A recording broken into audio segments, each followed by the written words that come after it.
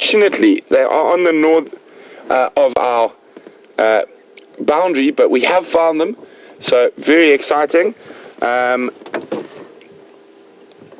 there's guys who just want to get in here because they are crossing the boundary. I will be back with you in a second.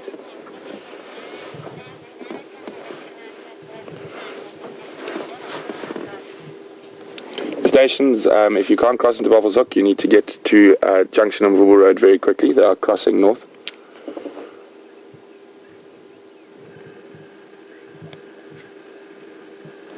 So if we go off to the right, down towards the road that goes into Buffalo's Hook, you can see a few more of the lionesses.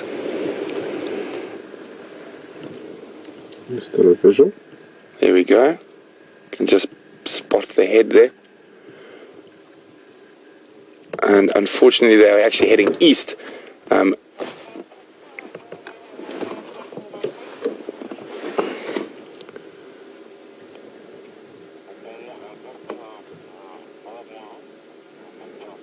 there's still a few more moving through, but it is a wonderful way to start the morning with some kitty cats, even though they are disappearing. I'm just trying to see if we can see any more through the...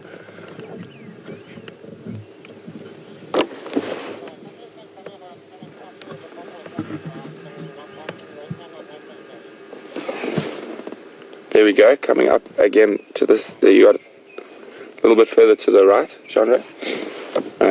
You can see, keep coming, keep going, and you'll pick up the back of the ears somewhere on there. And maybe it's just, you got her there, just to the, if you can see that just, I'm going to move forward a little bit. There she is, look, you're on her. There we go. You can see that black of the ears and how well it does work as a following mechanism, how the whole other part of her body is hidden, and then those ears stick out.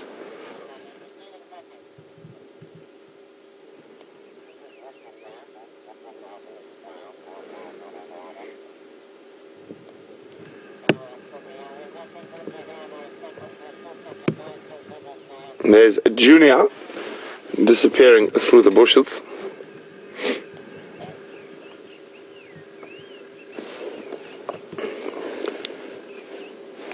I've only got visual of two individuals now. If you come on the Buffalo's Hook boundary and head east, you will get my visual.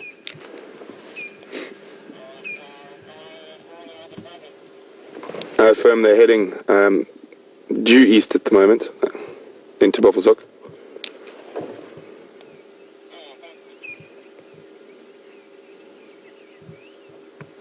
So it looks like they haven't eaten in a few days, but they are still looking in reasonable condition.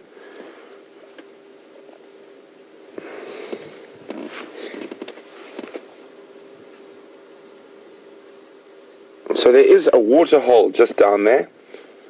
So, oh, there we go. Off he goes. He's going to go jump on one of his pride members. So that was took off in a game. If we come back, there's still one lioness off to the left there, in the same spot she was a little bit earlier. And more to the right. Oh no, well spotted, Jean. And there's another lioness, so we've still got visual of two.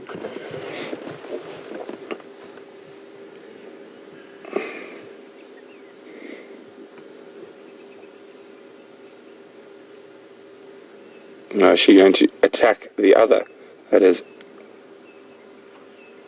keeping still there? Doesn't look like it. Walking past.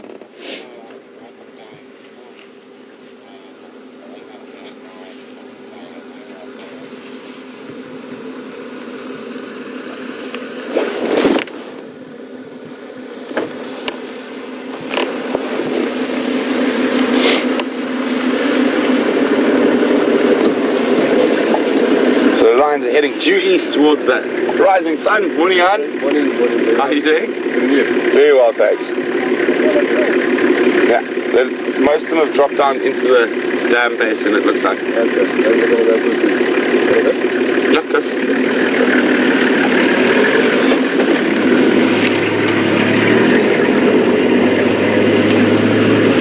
and there's the rising sun.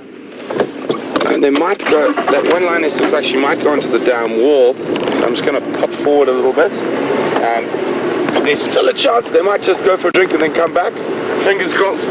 But what a great way to start the morning with some kitty cats. There we go. They're coming this way at high speed, chasing each other.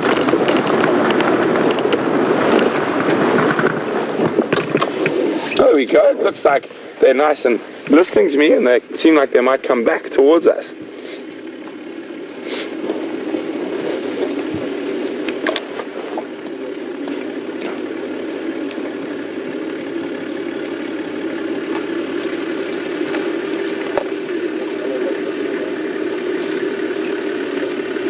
Nice to find them when it's still cool and early in the morning, and they're still quite mobile.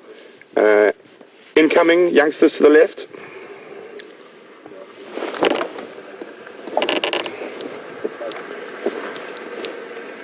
And our 3 stations with the Nkuhumas. It looks like they might come back south.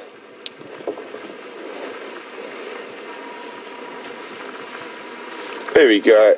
So that playing is very important in training. Helps the cubs develop fighting and hunting skills.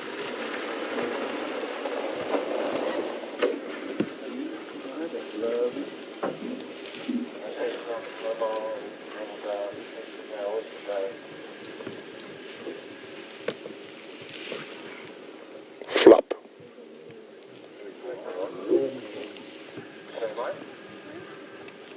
What a wonderful way to start the morning with some lions. Up on the road in front of us, 2 of the lionesses have come out, and they definitely look like they're on the hunt.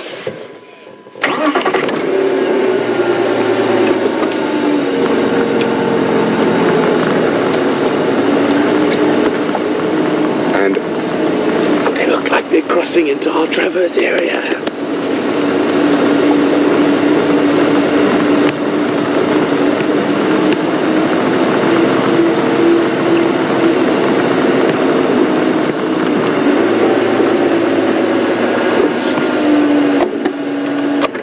Here's one of the young females, probably about 1.5 years at the moment.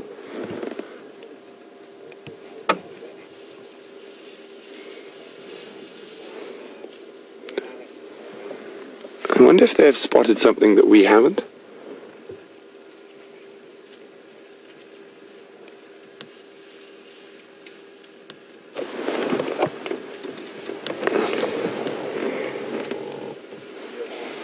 So the whole pride is crossing back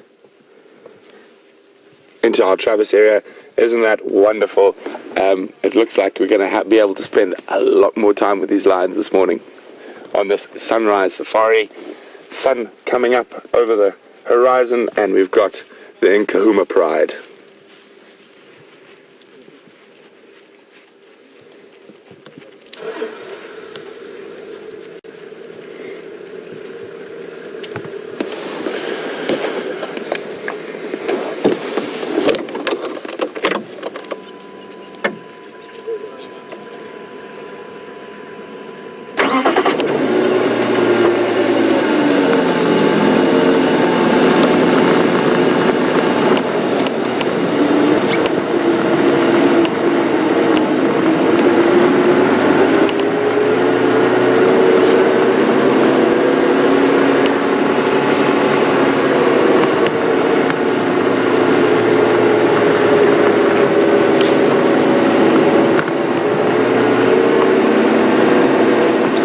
Hi Kathy, welcome on this feline sunrise safari.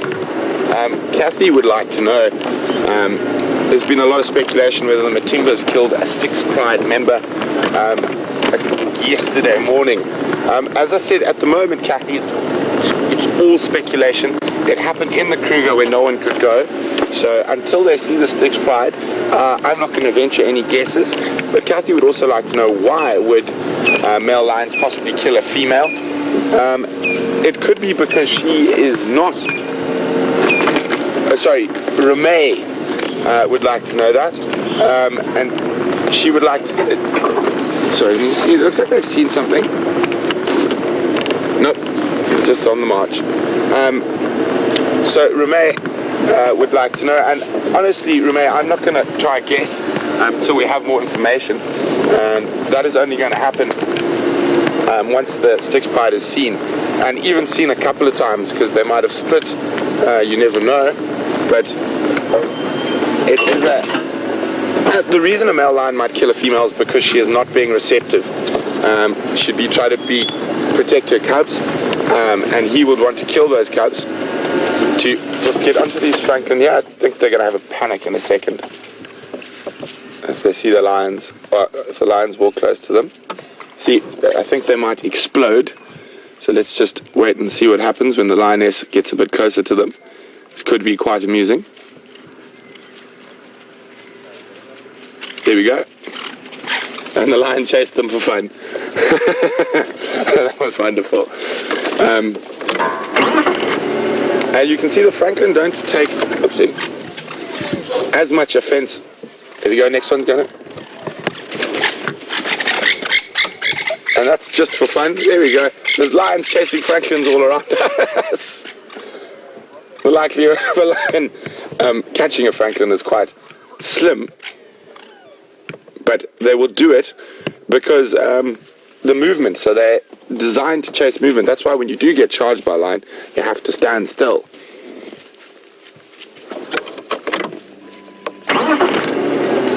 Okay, sorry, Rumay, back to your question. It's because she probably would not being receptive and trying to fight him to defend, especially if she's got cubs that are not yet mature, and she would do that to try protect them. And that's where a male lion would sometimes kill a lioness in those situations. Kathy would like to know what happens to the body of that lion when it is killed. Is it removed by park rangers, or is it just left there for other animals to eat? Kathy, it is a natural system. We would just leave it there, and the hyenas would probably eat some of it. I have seen lions eat lions occasionally as well. So it just depends, but it would be left for the scavengers to finish.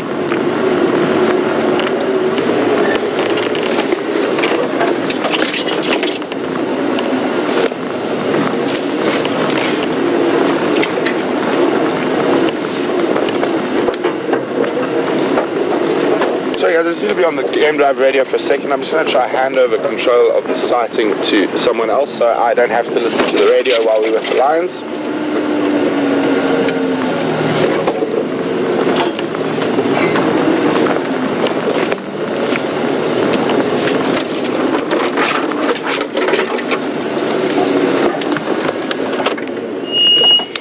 Morning, madam. That looks like the orange-eyed lioness that gave James the evil eye a few safaris ago. Lee for Brent. Lee, could you possibly take over the control and line up and stuff like that?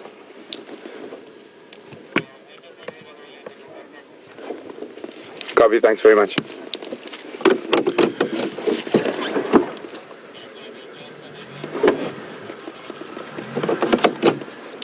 Perfect, thank you. There we go. So now you have my undivided attention, and the lions also have my undivided attention.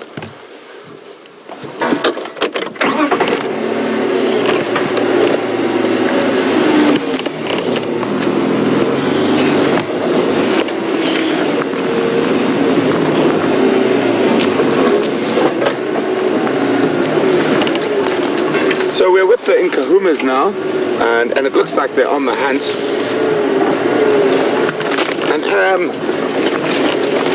I know there's a lot of chatter on Twitter about what's happening with the Styx Pride. And as I said, until we see them again and whatnot, it is all speculation, and I'm not going to hesitate a guess to their movements and whatnot. Now, there is a possibility they might leave the area or not.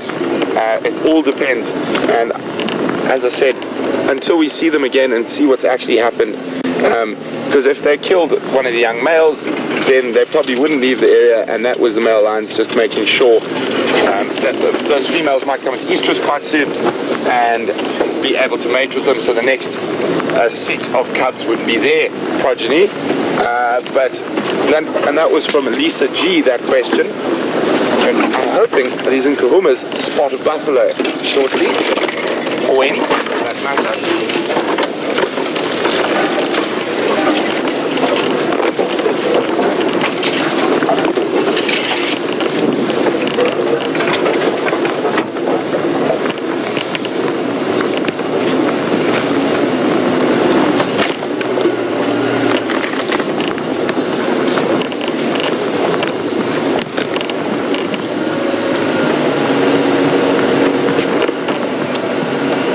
Having a look at this hole in the ground here. I want to see what was living there while we're following the line.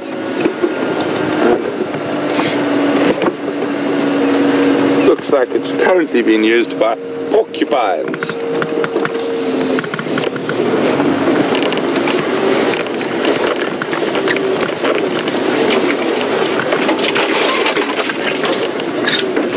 I'm going to try and get you guys, get ready with those screen grabs.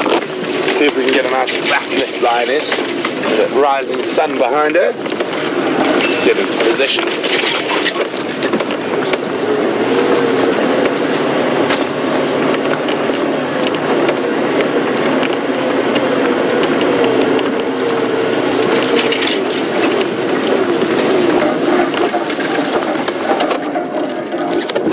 There we go.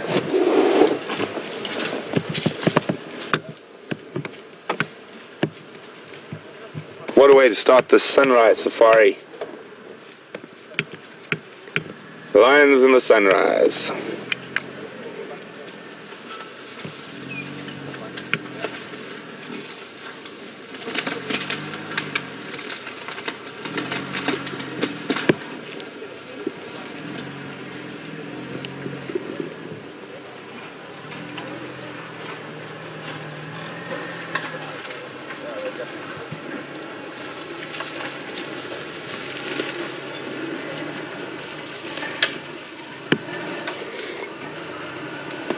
Hi, Bruce from Los Angeles. Welcome on the Sunrise Safari, Bruce. Bruce would like to know, with James, in that circumstance with the orange-eyed lioness, James, that incredible stare, would it be safer not to look away or to hold eye contact with the lion? Bruce, I think it would probably be safer to hold the eye contact. You want to keep as still as possible in those situations and keep your movement down to a minimum. So I think in that circumstance, it probably would have been better to hold eye contact and just keep your movement down because she was very close to the vessel.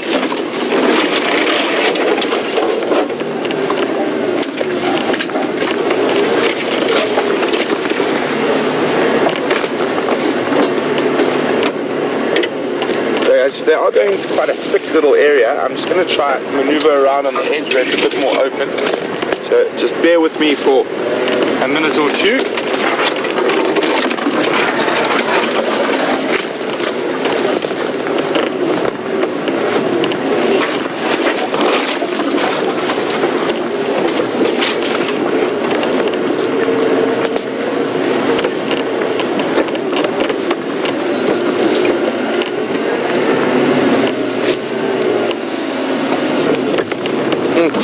Terrible little, ooh, that's a bad one.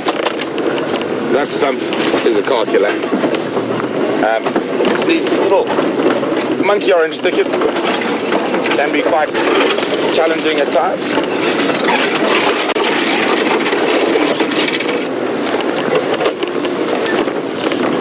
Coupled in with warthog excavations.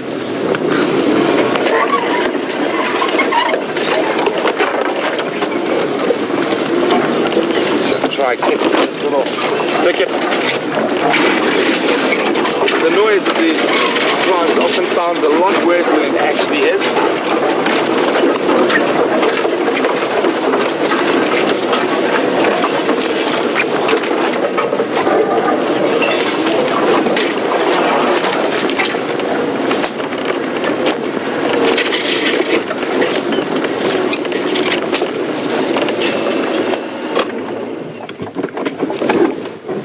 Okay, they should be heading almost directly to us.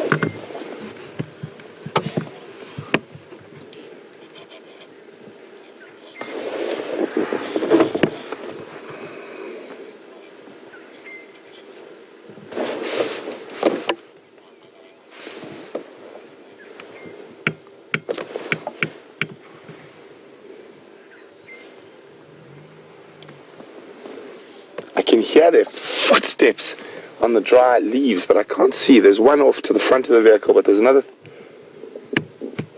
two coming. They've just stopped for a second.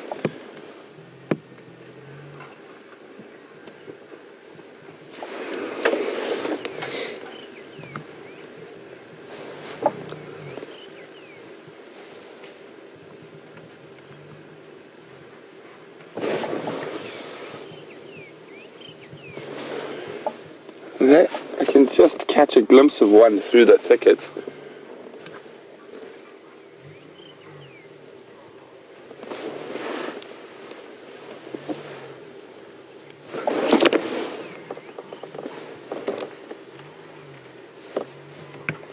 Oh,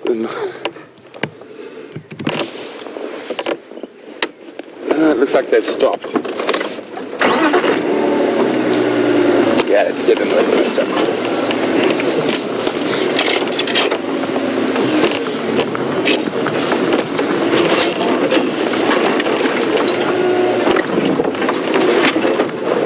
Lions do that often.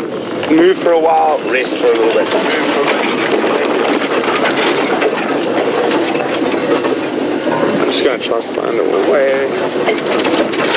Path of least little green Joneses.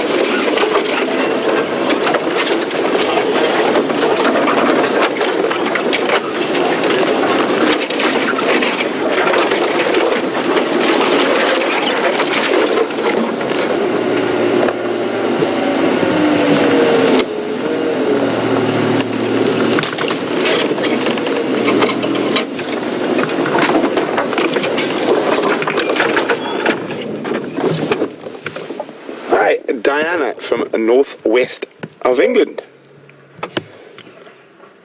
Diana would like to know whether if a female was pregnant by a different male, would that make her aggressive to, for example, the Matimba males who are coming in and they weren't the father.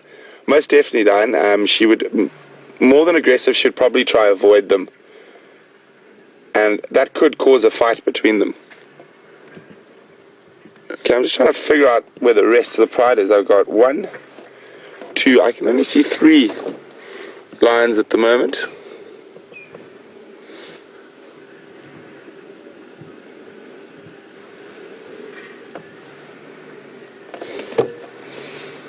You can see she's eating some grass, so she's obviously got some digestive problems at the moment.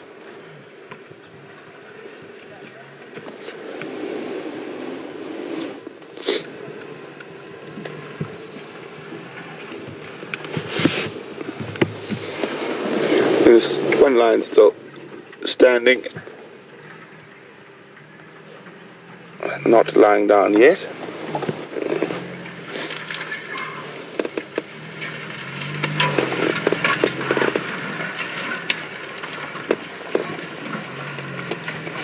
They had wonderful morning light on there.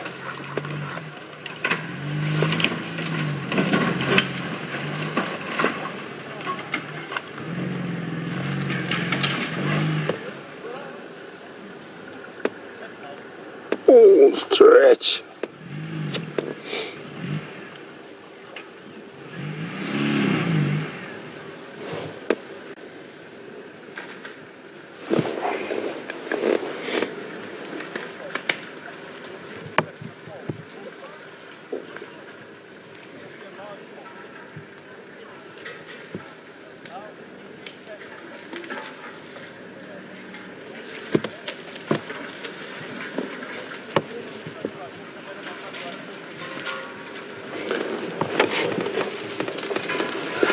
She's about 2 feet from us now, right next to Gendre.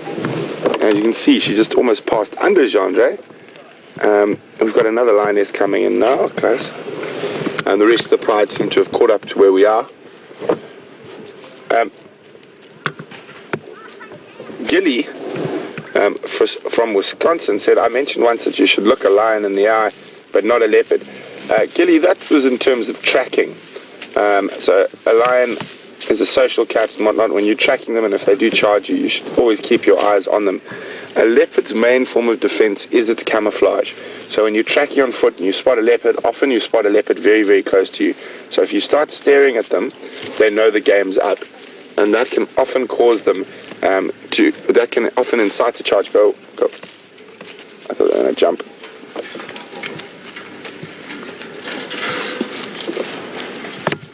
And there comes a junior right at the back, like a lazy male lion.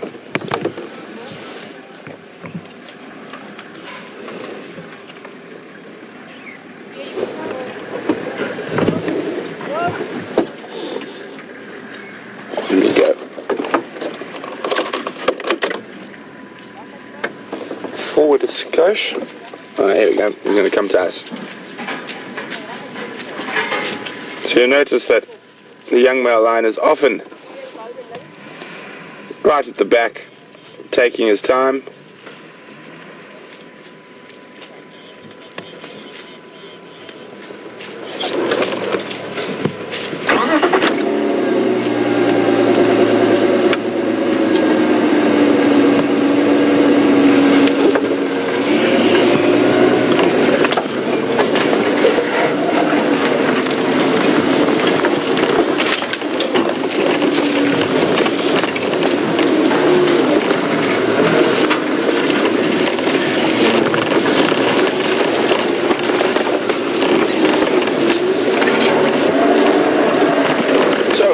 Catch up with them again.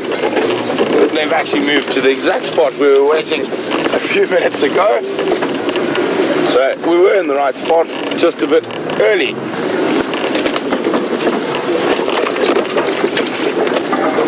So as you can see, these little things pop up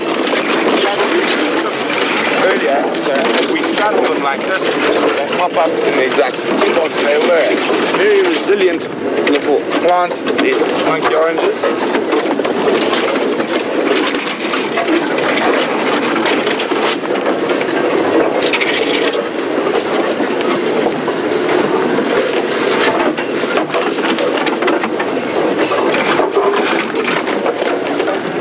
Oh, I know.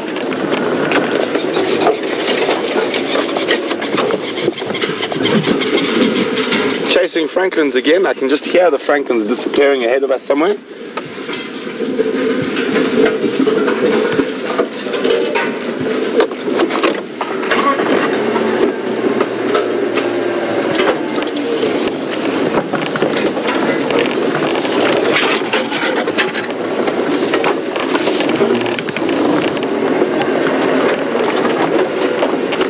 So let me just get around and through here. Try to avoid as many of these little monkey orange thickets as I can. And unfortunately it looks like one of the lionesses has decided to take this elephant path, which obviously makes my life a little bit easier.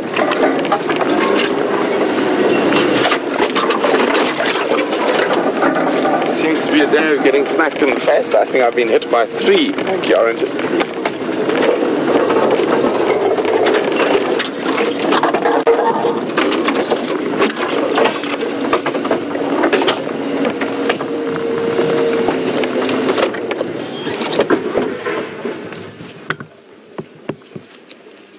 So they're actually making their way towards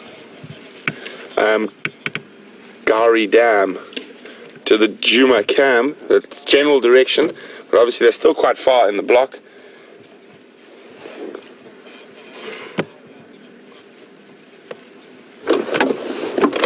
So hopefully there's some animals down there, because they are looking quite hungry.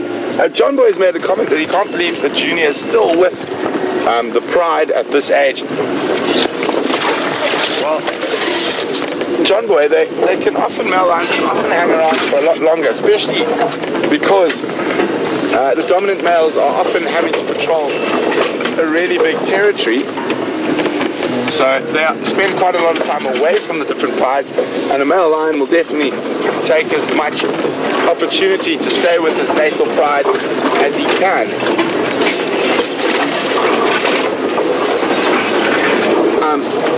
Unfortunately, they are choosing one of the thickest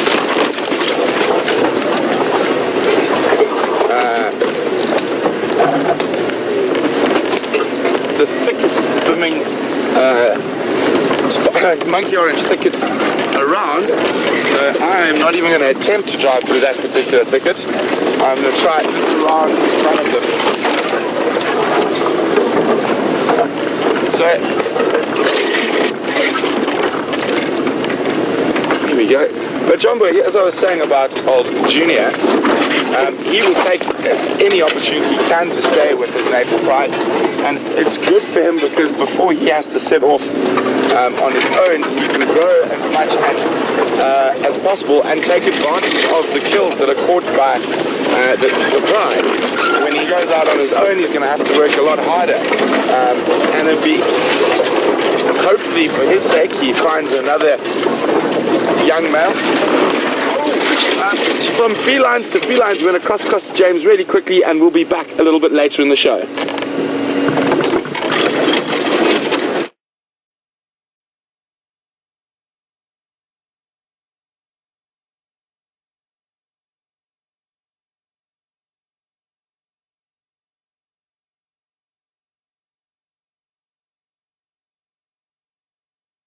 Pride. Oh, I can't believe this. This is so exciting. Oh, I've never seen these little babies before. Oh, this is just stunning. Get my head out of your way. They're so close now we can hardly see them. The lioness is just to our left, and they'll follow around now to the side.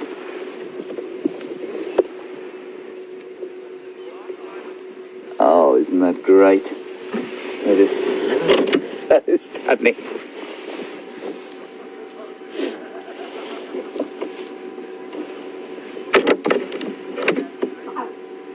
Can you hear that? She's calling right next to us.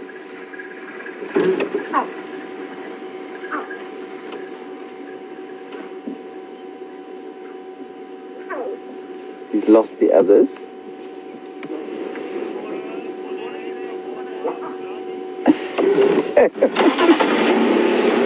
Oh, just my favourite thing to eat. Not so much when they get big, but a baby lion is a spectacular little creature.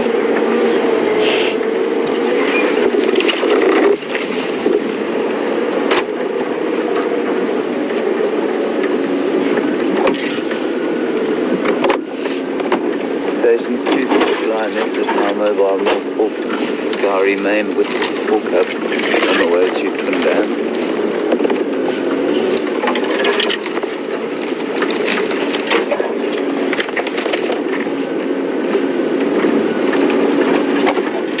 Yeah, sure. Yeah, sure. Okay, we're just going to have to be very careful through here. You obviously don't want to A, stress them, and B, they're so small that it wouldn't be too hard to run one over without noticing. So we're going to be very careful. I can see the females walking along there.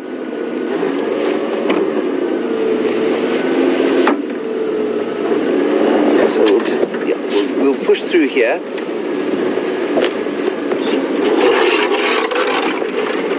Yeah, general direction east and north.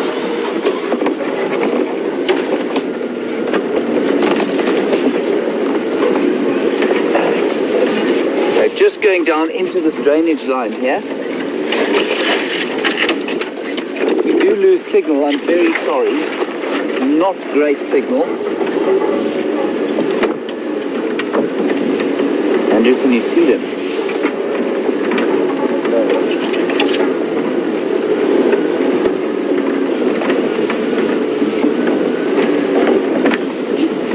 Can't see them at the moment. You got them. They have gone into the drainage line, have they? Okay, Andrew has seen them.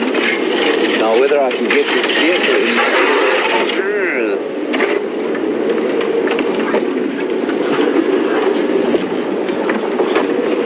They go over the top there. Okay. We'll go into the drainage line. They've just gone over there.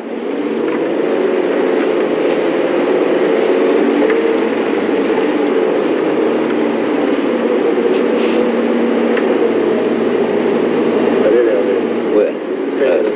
So just in front of us. Look at that.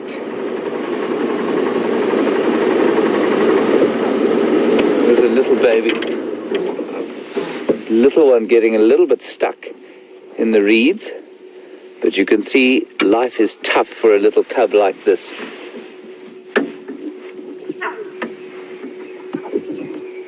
There's definitely one that's hanging back more than the others.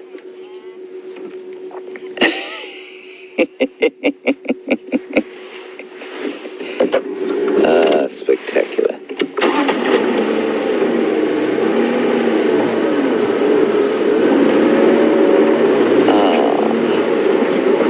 I haven't seen lion cubs for years.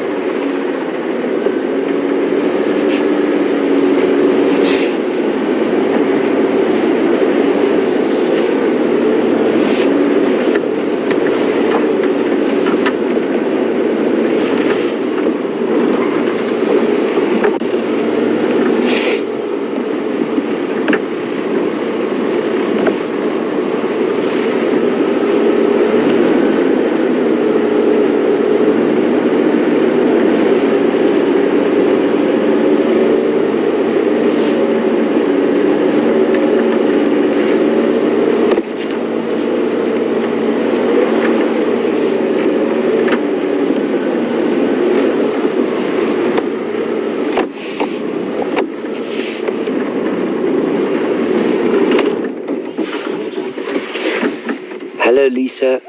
Lovely question. What is the normal size of a pride? The normal size, at least of a litter, the normal size of a litter is between 3 and 6. But 3 is pretty normal. 3 and 4 is more normal, but they're up to 6 cubs. Look at that. You see how tough life is? She doesn't wait for them. She doesn't wait for them at all. She just walks, and they have to keep up. And if they aren't able to keep up, she will leave them. Try not to get stuck here.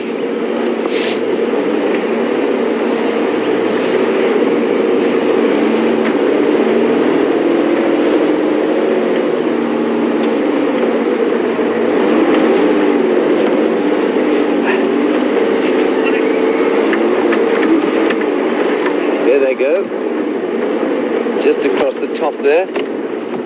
Look at that beautiful picture of them.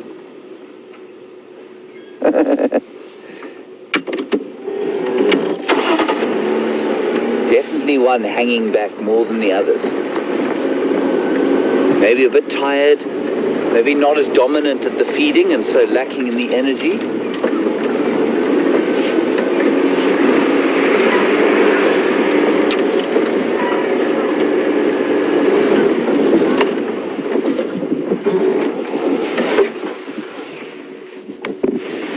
We saw 2 lionesses coming in, so there are definitely 2 lionesses.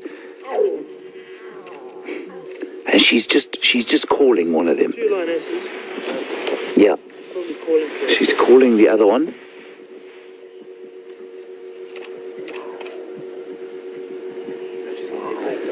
Hello, PK in Iowa. You want to know how we can tell if a lioness is pregnant or not? PK, to be at the risk of sounding facetious, pretty much the same way you can tell if a human is pregnant, just simply by the size of their belly. So I suppose lions that have just eaten can look pretty pregnant, but it's the size of the belly, and then they do start to lactate quite soon. So she's calling now for the other lioness. They are, I must just reiterate, going into a pretty dodgy signal area, so if we lose you, I'm sorry about that. But I'm going to stay with them as long as I can.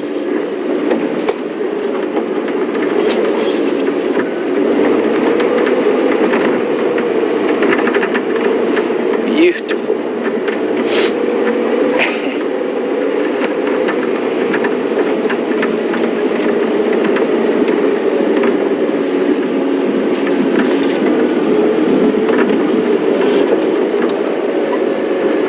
Hello, Lisa G. You want to know if the cubs are old enough to meet the pride yet? The answer is they will meet the pride normally at about 6 weeks. And I think these cubs have probably just been introduced. As soon as they can move like this, they'll be introduced.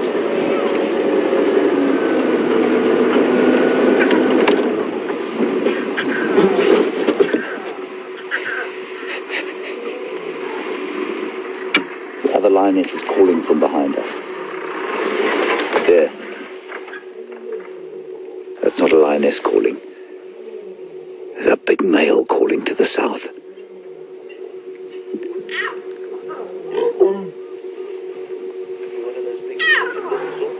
It's a huge male lion calling to the south.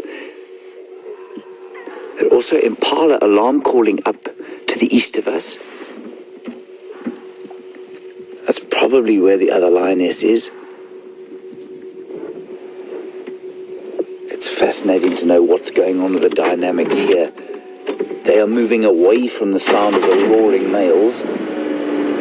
Quite why, I don't know. It may well have something to do with the upheaval of last night. There's the other lioness there, charging up.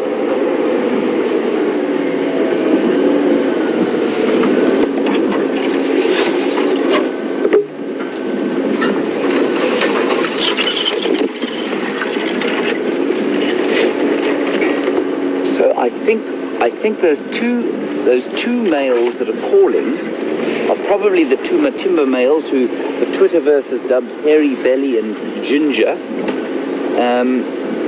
Thanks for that, Blair. It's probably who's calling, but I think they were responsible for the death of one of the Styx Pride yesterday. So I'm not sure what's going on here. And those two males definitely are moving north. They were calling far to the south earlier this morning.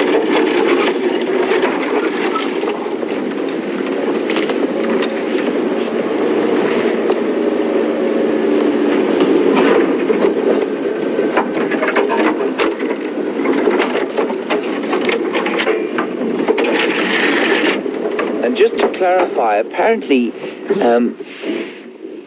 the lioness that was killed was part of this, what has been termed the Styx Breakaway Pride, but it's very important to understand that when a pride splits, it doesn't split and form a completely new pride. Often those lions will meet up again and they will show no aggression to each other at all. So if it's a pride that's just kind of got too big for an area, or the predator or the prey numbers have gone down, they'll split up, but they won't fight with each other.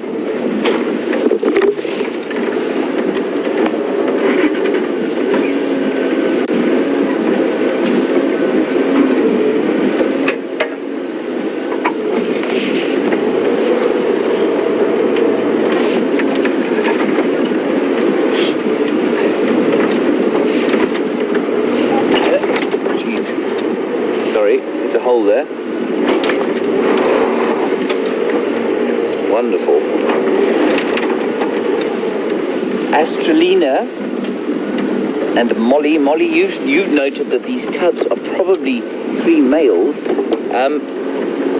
If for those of you who don't know how, the only way to tell is to look behind their tails, and you then can see a little scrotum. That's the easiest way to tell. Noticed that, but I've never seen these cubs before. And Astralina, you want to know when they might start to eat meat. The answer is they'll probably even start from this age. They'll start to wean at about 3 months and be completely weaned at 6 months. But they'll start to eat. They'll sample bits and pieces of meat if they can get it now, but they won't have to fight to the kill yet. So, I mean, at a kill, oh, look at that. These little chaps at a kill will be totally hopeless because the lions will not help them to feed.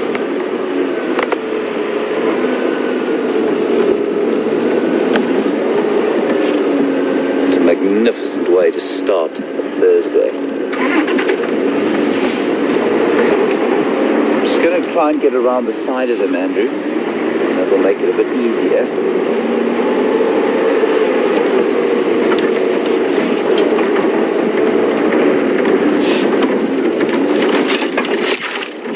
Please excuse the bumps, everybody. They are off-road. They're not in a particularly smooth area. I'll just go around them a bit further.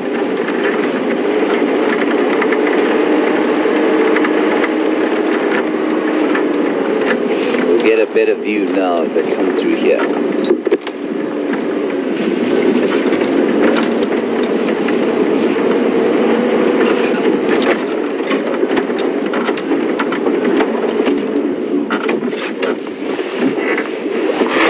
Both these lionesses are looking pretty hungry.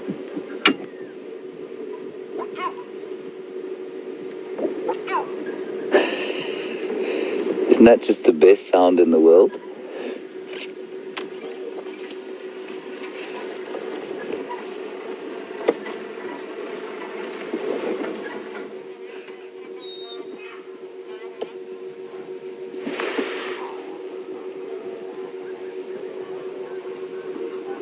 Lions calling all over this place. I've just heard a whole lot more shouting to the north. There is great upheaval in the land, and that will be caused by the number of young male coalitions that seem to be knocking about. There's a coalition of 9 to the north of us, another coalition of 5 to the north of us, and I think there's even a coalition pushing up from the south. It's nice. This all seems to be centered on Juma.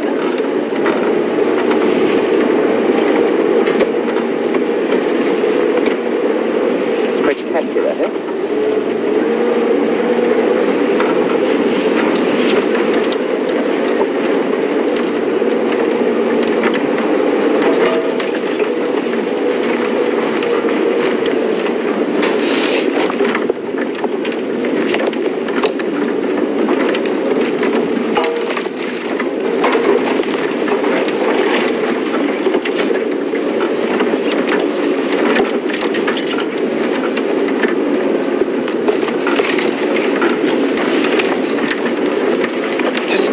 Question there about the sort of territories and what the males are doing and where they're going and what's happening with them.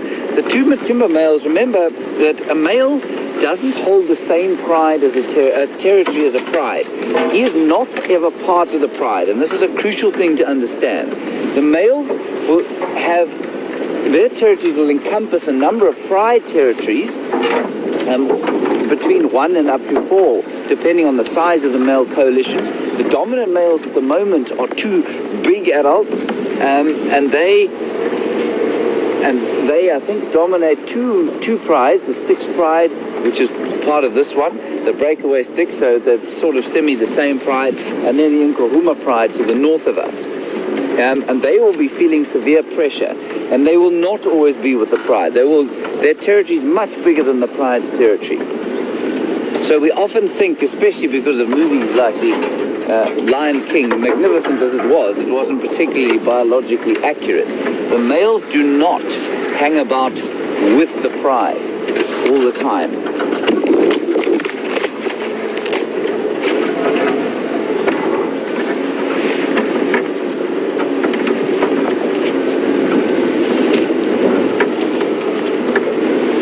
I don't know where these two are going, but it just sounds to me like they're trying to get away from those males, probably because of whatever upheaval happened yesterday.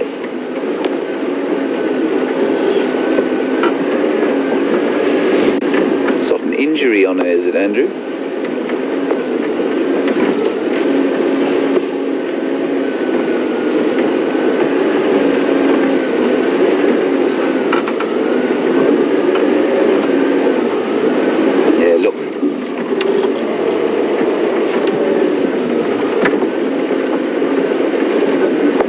Hello, John Boy, and a couple of others. Yes, it would seem that these are the offspring of the Matimba males.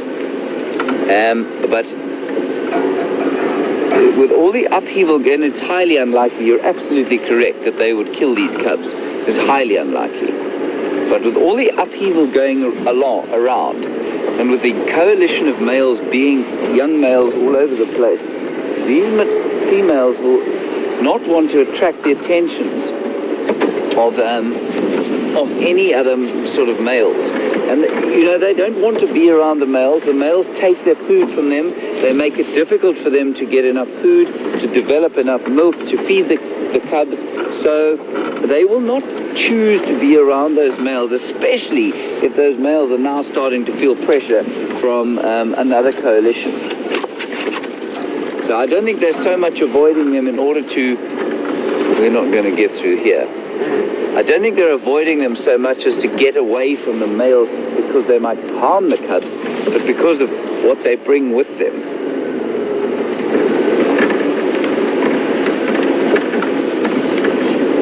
They've gone through a pretty thick area.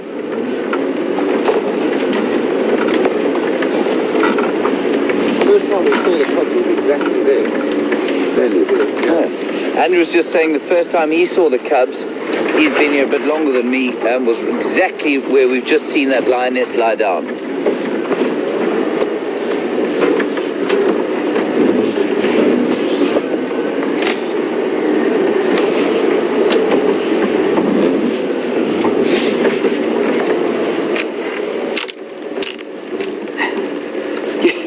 Excuse me. Marianne in Texas, a brilliant question. If two lionesses have cubs at the same time, will they cross-suckle? Absolutely they will. They're one of the few species that will do that.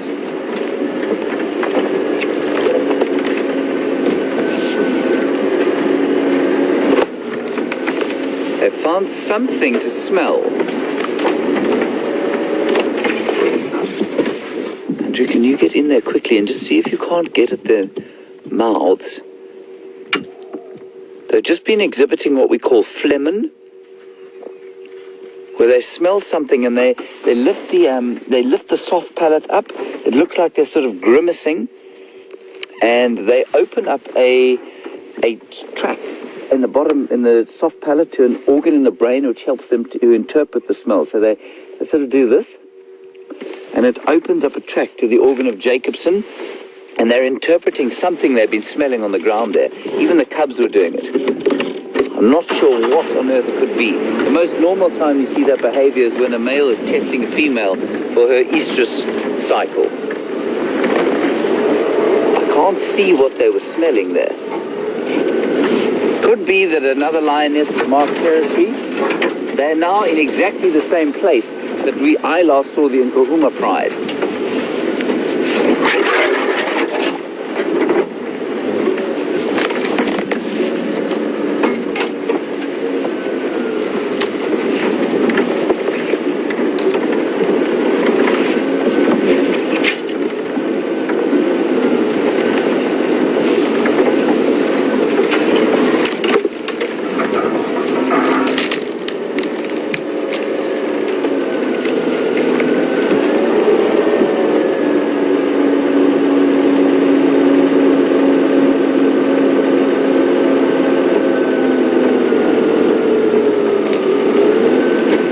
Carol, nice question. I just want to clarify something. Carol, you want to know, are the Matimbas the strongest pride? Carol, remember that Matimbas are not a pride. They are coalition of males, and they don't form part of a pride. This is the pride. This is the pride unit, related females and their cubs. So these two females will probably be sisters. And the Matimbas at the moment are the dominant males of the area, yes, which I suppose you could say makes them the strongest. But there's a lot of pressure coming from the north, from sort of larger coalitions. Two males is not a big coalition, and so they will struggle to maintain this territory for long. And then Safari, you want to know which way are they going? Well, they're heading in a westerly direction, almost directly towards that waterhole where we started, called treehouse waterhole.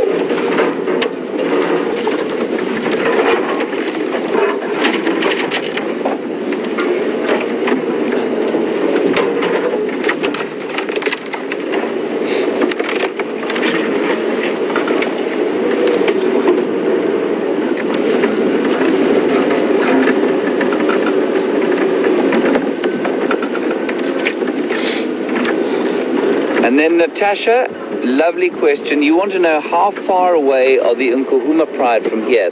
They're with Brent. They're a long way from here. They're about, say, 3 or 4 kilometers north of us as the crow flies. So, long way from here.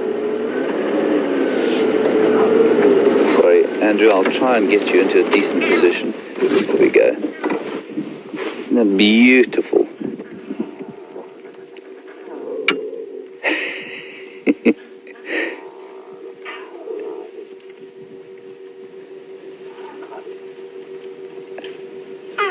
So special.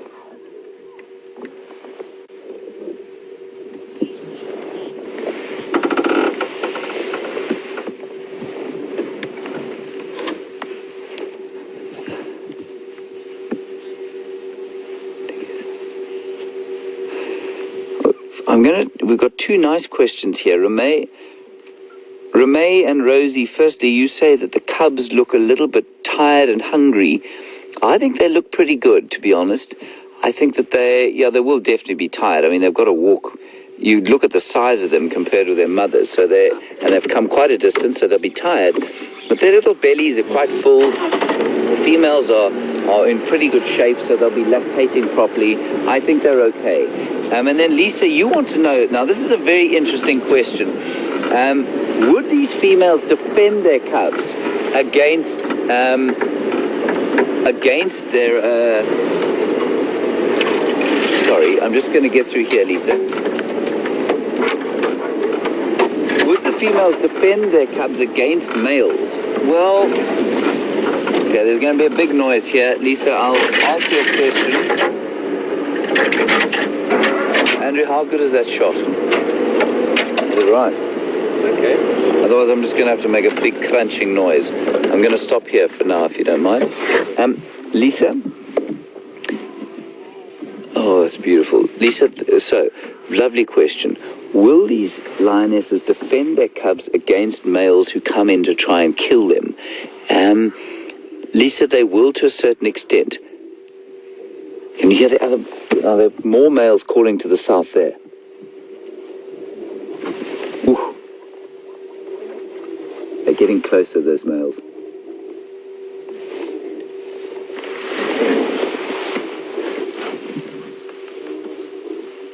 Right, Lisa, I will get back to your question now.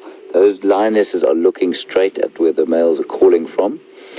So, yes, they will try and defend their cubs, but not to the point of death. So they'll try and get them away from new males that are coming in, and I've seen them, they do have a sort of physical confrontation, but it's not a proper fight. They will sacrifice the cubs for their own safety, and that makes in complete biological sense, because if they die, they will not ever be able to reproduce again. And so biologically it makes perfect sense for them to sacrifice the cubs to males if there is a threat to their own lives. So Lisa, they will defend them to a certain extent, but not to the point of death.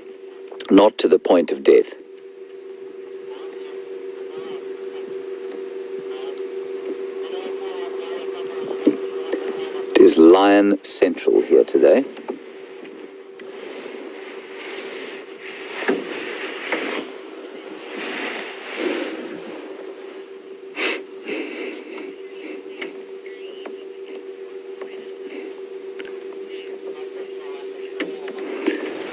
Blair from British Columbia, you want to know, because the cubs are moving with their mothers, she's heard something. That's a hyena. Powerful sound. Something's going on there. Sounds like one of them's been attacked. Can you hear that noise?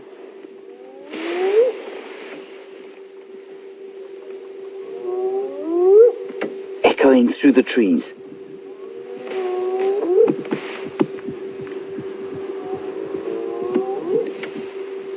That brings me back to Blair's question about whether they are not easy pickings for other predators at the moment. They aren't, because every other predator out here will be afraid of the lionesses. If they weren't, absolutely they'd be easy pickings. You won't see a leopard, or you very seldom see a leopard walking in the open like this with cubs. They are purely protected by the terror that every other predator feels for the lion. Okay, we're going to make a big noise as we go over here.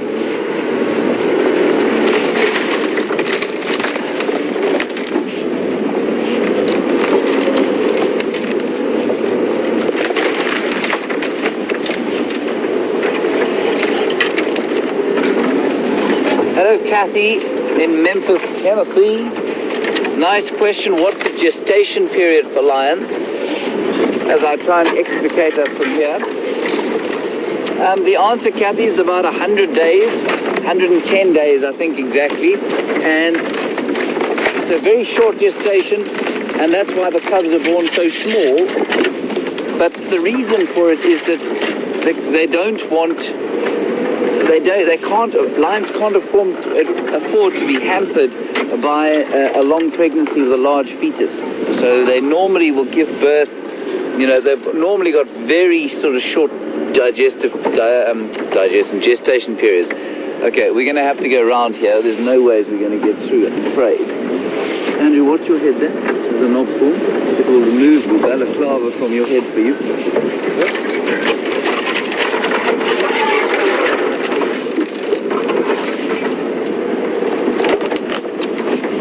I hope we find them again.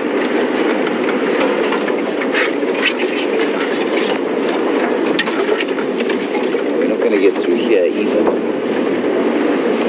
They're heading straight towards the hyenas. Alright, there they are. While we bash through here, we're going to go back to Brent. He's still with the Nkuhuma Pride, and we'll get an update with him. And as soon as we find them again, we'll come back here. See you just now. Andrew, hold on. Take your dentures out.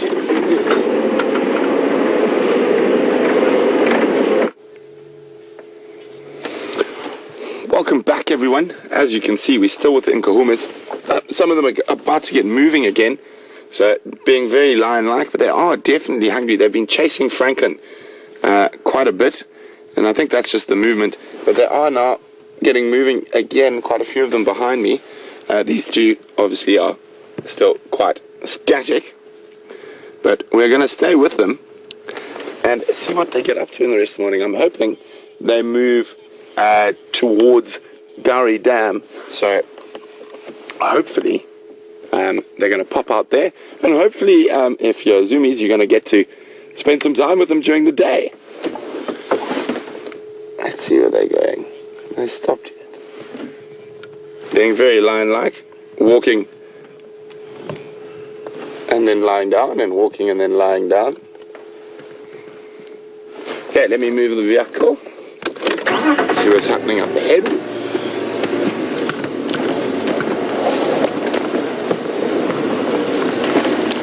Oh, it's just such lovely light on here. Let's just stop here.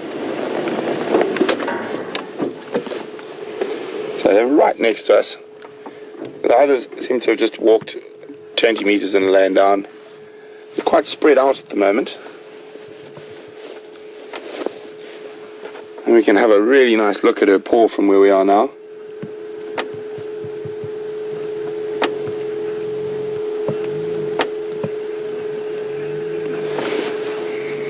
Resting on buffalo dung.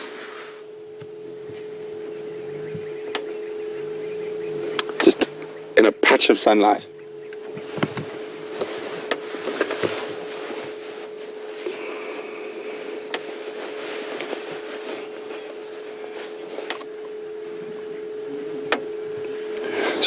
how amazing is this that we have two different prides of lions on Nkuhuma at once this morning, and hopefully for those little cubs that they don't meet.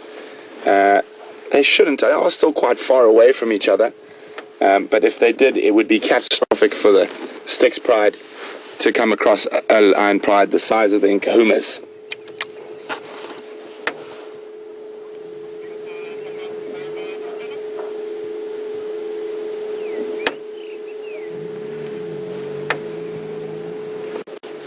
So we've just lost all the other game drive vehicles, and we're just trying to help them get back in here.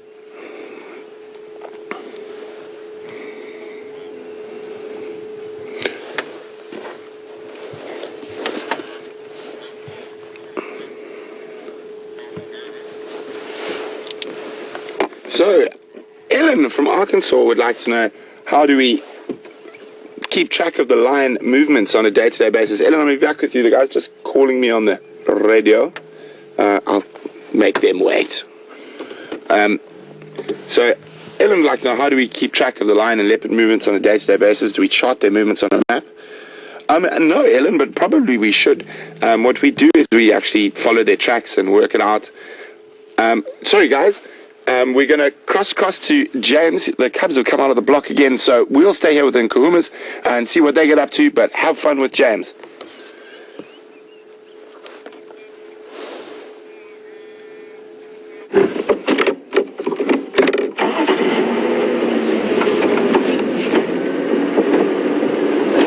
Hello everybody, we're back again.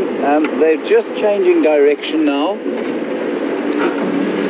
and going south now, which is a little bit odd.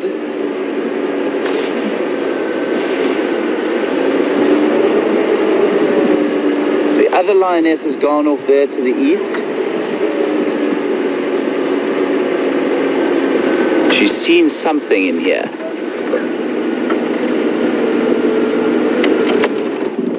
Sorry, Andrew, I know that's not great, but I don't want to block her view of whatever she's looking at.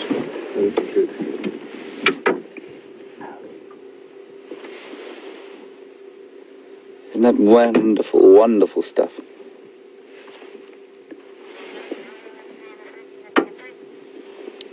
Affirmative.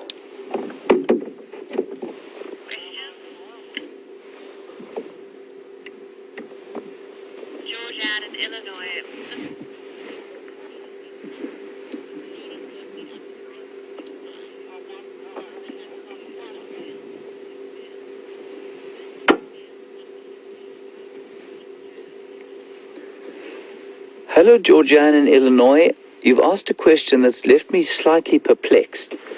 You say that, as far as I know, these cubs are the youngsters of the Matimba, of the two Matimba males, and you say that they have spent time with them, which is normal, but that also the Styx pride, the rest of the Styx pride's got two Styx males with them. I didn't know about those two males. I'm still pretty new in the area. Yes, if they met up, they would definitely kill these cubs if they are not the parents, and certainly it would seem that they're not the fathers, given that the two Matimbas seem to be the fathers.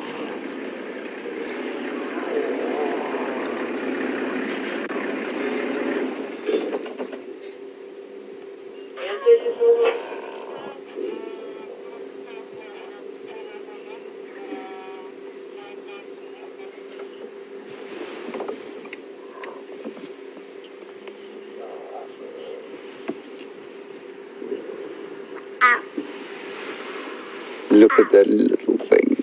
Hello, Velma in Michigan. You want to know how far do I think they've walked? Velma, by the time we saw them, which was about half an hour ago, they were about 800 meters from where we are now, but they've probably walked about 1 kilometer. I think they were found about 1 kilometer from that, at least 2 kilometers therefore.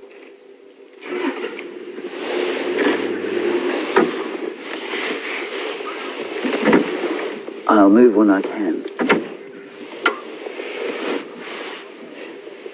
They're now so close in front of the vehicle that we can't even get a view. I would move, but I don't want to disturb whatever she's looking at. She's looking at something.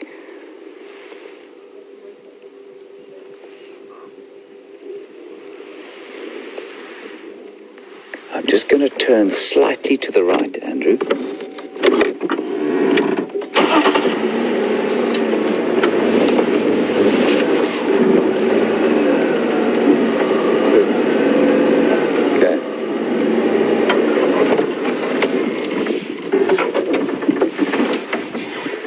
Debbie, nice question. If the Nkuhuma pride became aware that the Styx pride, so let's call it these two lionesses, if they were aware that these two lionesses were in their territory, would they go after them?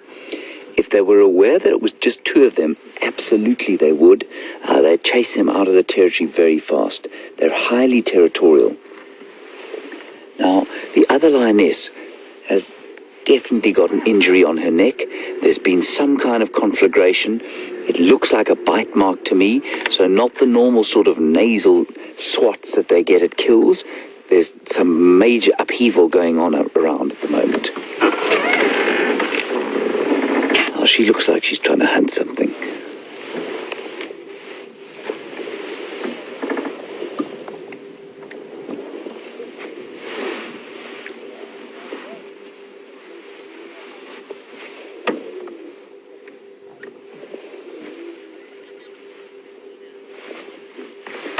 Hello, John Boy. We didn't follow up on the hyena. They made a big noise. It sounded like one of them had been attacked, possibly by another hyena, but who knows?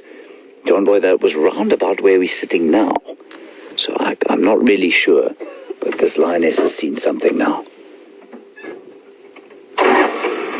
Ooh, here we go. I think the other lioness has gone round. And it's either chasing something or this lioness has seen something that she wants to be afraid of, that she's afraid of. It looks to me like there might be something being chased towards her.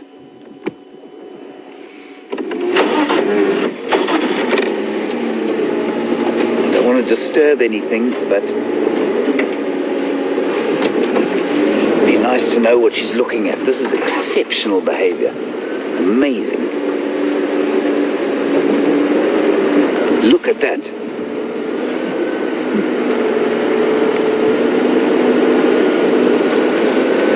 Carol, another brilliant question. Okay, there's some impala there. There's some impala there that haven't seen this lioness. And so I think the other one's gone around, maybe to try and flank the impala.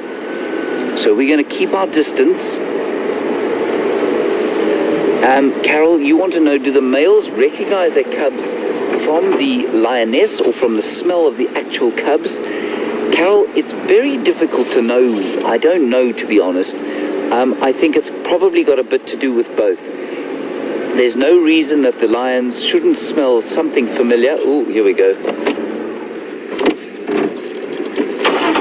There's no reason that the lions shouldn't smell something familiar, just like human beings do. Now she'll leave the cubs to try and kill. Oh, she's chasing.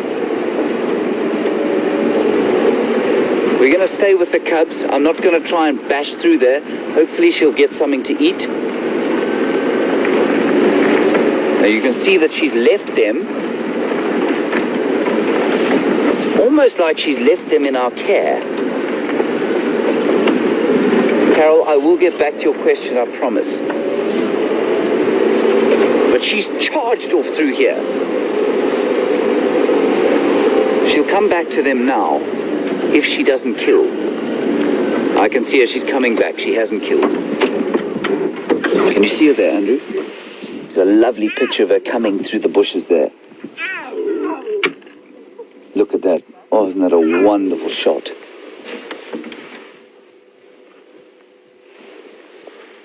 Gee, that's beautiful. And listen to her softly calling. Oh, oh, oh.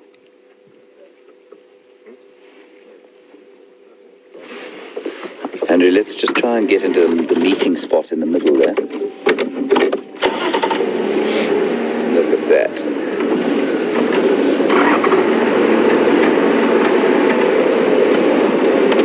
here and let you see them meeting up. Look at that.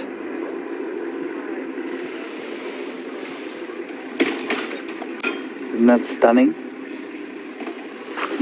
So Carol, to get back to your question, do I think that the males will recognize their cubs? I'm not sure if you're a mother or not, Carol, and I'm not a father, but I know that my mother always used to say that her own children smelt like home, and I think that there must be an element of that. There's an element of familiarity about your own offspring that I'm pretty sure lions are able to get, but I think it's also a huge amount to do with the recognition of the pride. So they know which prides they dominate, they know which lionesses are theirs, if you like, and I think that plays a huge role in it.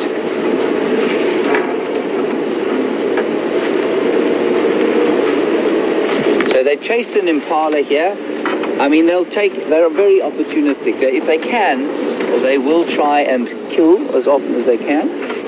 But, this time of the day, for a big predator like that to kill is very difficult.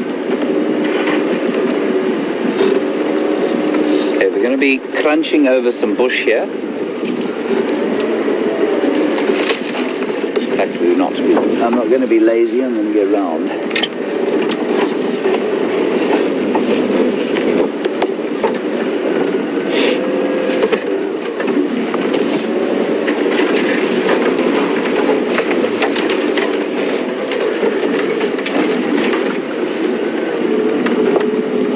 Hello, Joe. Two nice questions here. We've had some good ones today. You want to know, will other lionesses kill these cubs if they stray into the territory? So for example, they're now almost in the Nkuhuma territory. Will the Nkuhumas kill the cubs if they find them? Yeah, I think they would, absolutely. And then another nice question, do the prey species disappear when the lions vocalize or when they call? Joe, no, not really. Not unless it's really close by. It's actually an advantage to the prey when the lions call, because then they know where they are. So they quite like it. They don't tend to show any reaction. So those impala that I was looking at now, that have now obviously panicked because they've been chased, they didn't react at all to the males calling, because they can hear the lions are far away, and they don't mind that. There's one of them to the left there, Andrew. I think that's the lioness without the cubs. It is. That's not the mother. That's Auntie.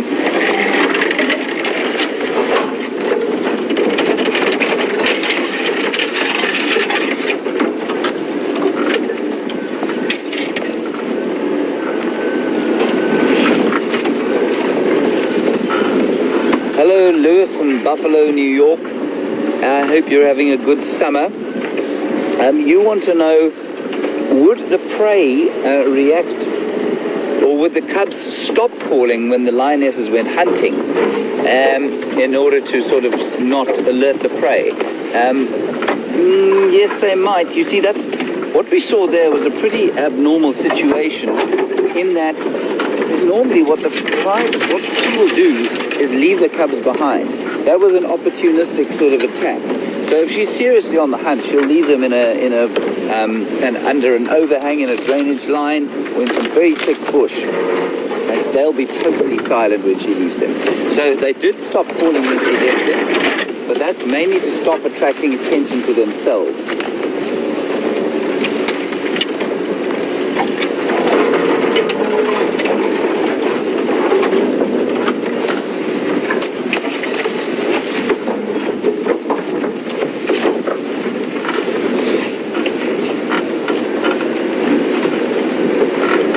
Hello, Purple Rain. If an enemy were to attack, you mean basically if a foreign male was to come in and attack, would she grab a cub and run away? Not probably at this age. She might try that, but if the male was intent on catching her, her best bet would be to stand and fight for a while and see if she couldn't turn the attack, and if not, then she'd leave. So she wouldn't favor one over the others and try and run away. The males are faster, They're just bigger and stronger, they'll find her. So her best approach, I mean, much like if we as human beings are charged by a lion, you got to stand your ground. That's her best bet.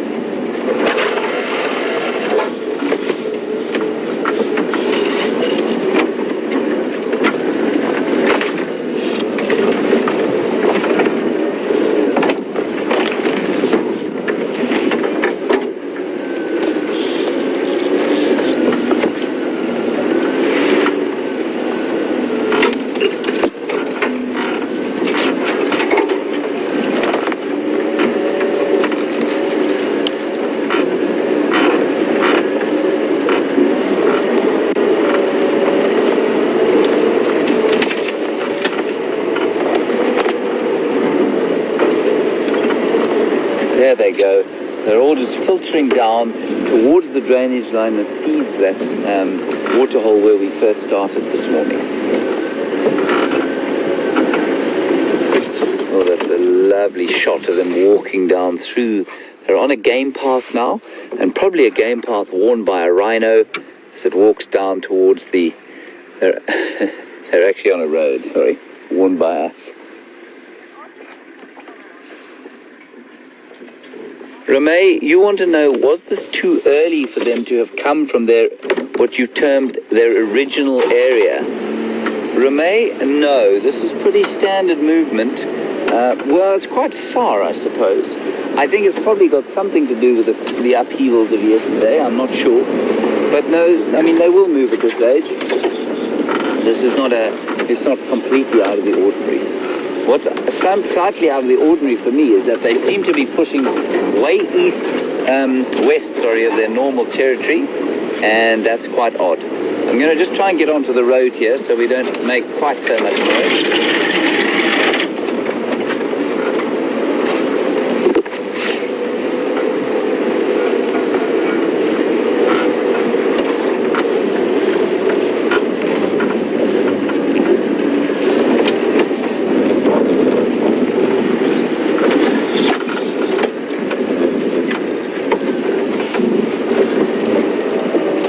John Boy, this pride, I've just stalled, this pride is moving due west at the moment, and Deborah in Kentucky, you want to know the precise location of all the prides. I can't give that to you, I'm afraid. I'm assuming that you mean the precise location of the prides we've seen today or that we've heard, so I can guess. The Nkuhuma pride somewhere around what we call Nkuhuma Road, and to the east of that. So basically almost the opposite end of the property here, northeastern boundary. And then the males are probably about, I'd say about a kilometer directly over your backs. So directly over Andrew there to the southeast, sorry. These, so we've got about a kilometer that way to the males, and probably 3 or 4 kilometers that way to the other pride.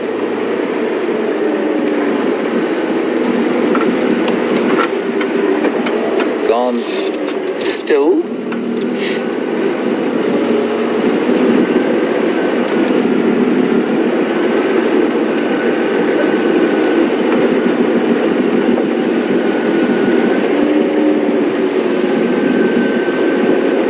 Lovely shot of them here, starting to suckle. Andrew, tell me when. They're fine.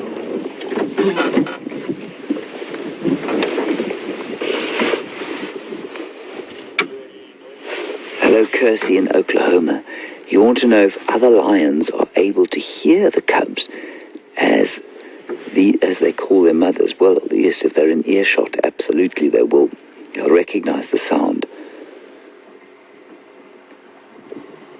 And they'd certainly be attracted by it. The cubs will go immediately silent if they sense any form of danger. So you notice how when that female went off after that impala, the cubs went completely silent. They stopped calling. They were calling right up to the point that they left her. They congregated together. And I mean, the only threat that they felt was maybe from us, although they didn't panic in any way, but they went totally silent immediately.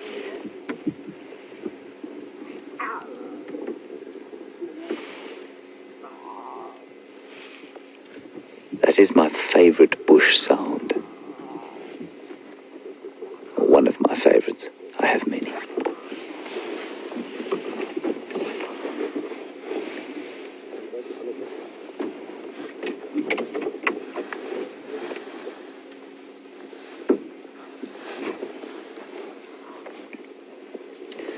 Safari, a very interesting question, and I hadn't thought of it. You may well be right. You say the injury that I've spotted on the one lioness on her neck, could it be a result of mating? Now, Safari, actually, yes, it could well be a result of mating. For those of you who have never seen lions mating, it's quite a vicious affair, where the male will mount, and the cats, the big cats like this, have got what we call a barbed penis, and so when he withdraws, what happens is that it creates a lot of pain, and he tends to bite the female on the back of her neck when it happens, and they often, they mate so often, sort of once a minute, or once every 5 minutes for hours on end, and so at the end of that, those what are initially fairly gentle bites can be quite vicious towards the end. So Safari, very, very plausible that those could have come from some kind of mating injury.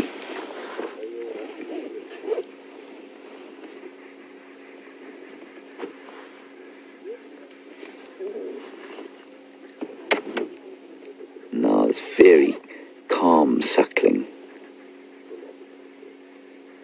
And it's amazing how soon after you can hear the unzipping of Andrew's 37 layers of clothing. And it's basically, as it gets warm, these lions tend to go static. They go lie, and they lie down in the shade. But these chaps are not in their territory. They're right on the border of another pride's territory.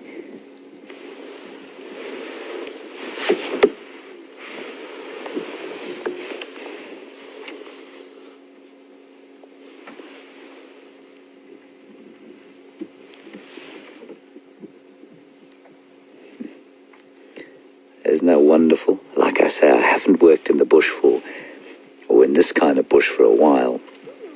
And it's the first time I've seen cubs for so long. And it's just a very special thing to be able to experience.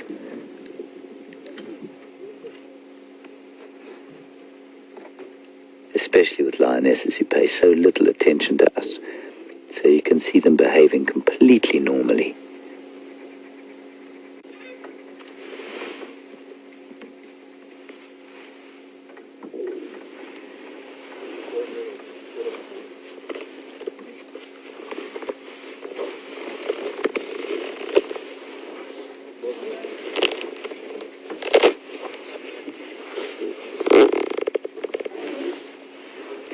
So what we're going to do is go across and just check in with Brent, who's following the other pride. It's very important to keep tabs on what's going on around here. So rest assured, I'm going to stay right where I am, and if anything happens, and even if nothing happens, we'll bring you back here at some stage during the course of the morning. So go off and see what the Nkuhuma pride's doing, and I will see you in a little while.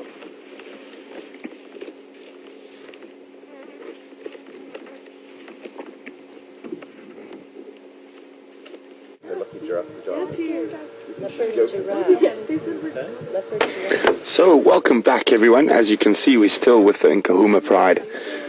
They have gone completely flat cat. Don't worry, if the Styx cubs start moving again, we will dash across to James as soon as possible. Just going to finish up a question from Ellen in Arkansas.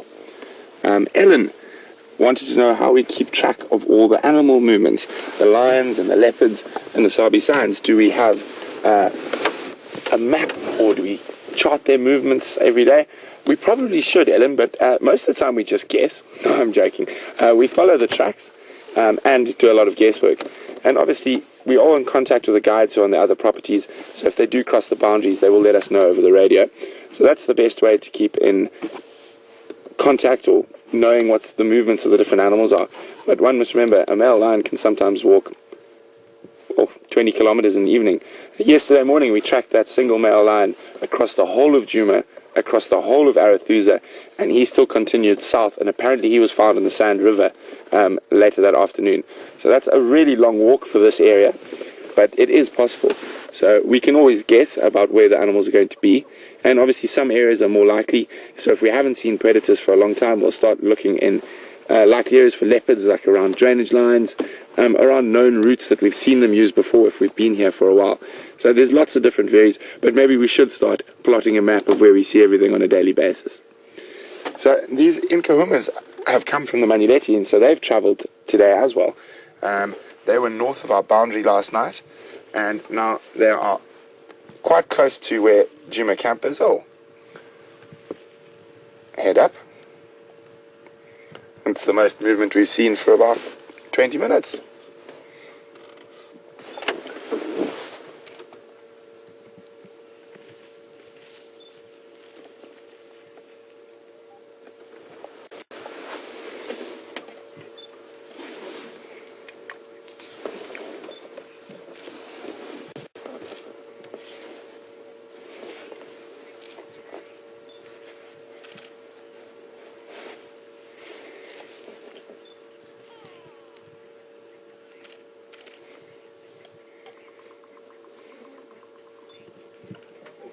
Something. Look at the heads.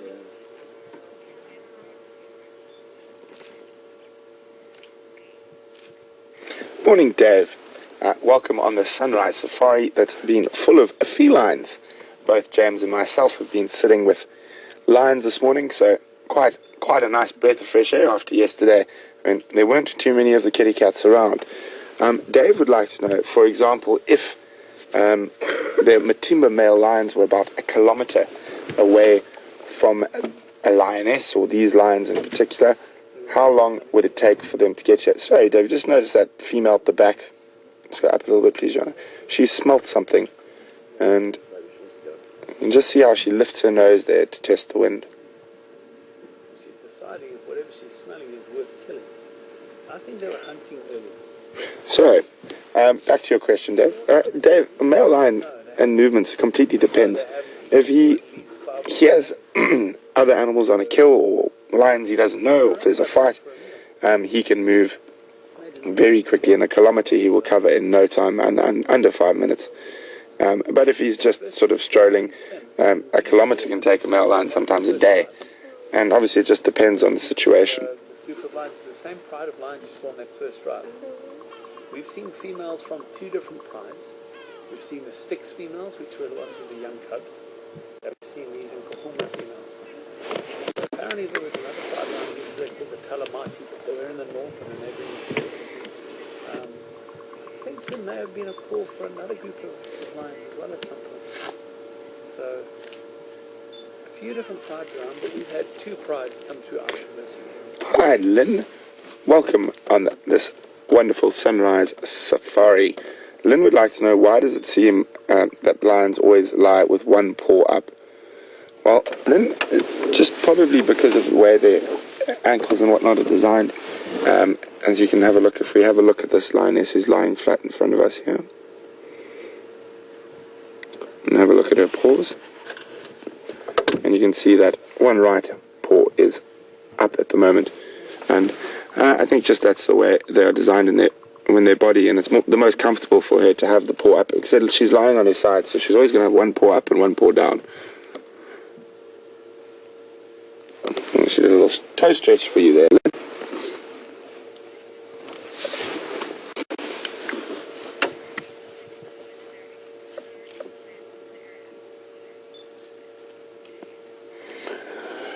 Hi, Dave.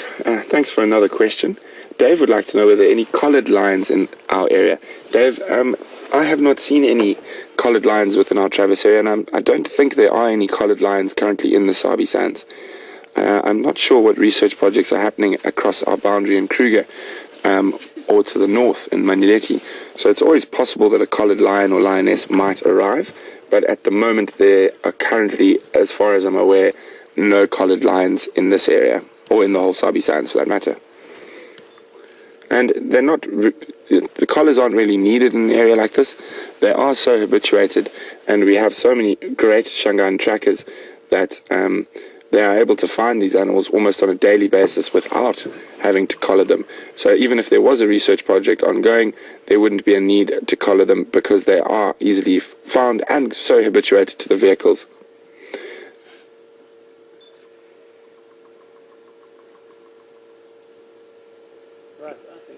Collars are used quite regularly in places where sometimes that's more difficult for the lions to be found, and sometimes they aren't habituated. Obviously there's different studies.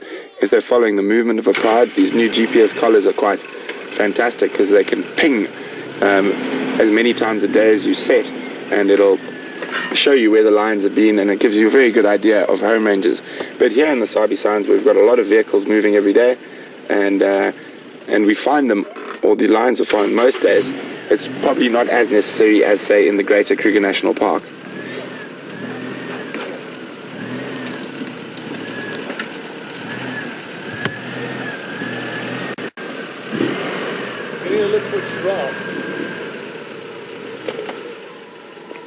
So we're going to go from one sleeping cat to another and join James for a little bit, and we'll see you a little later.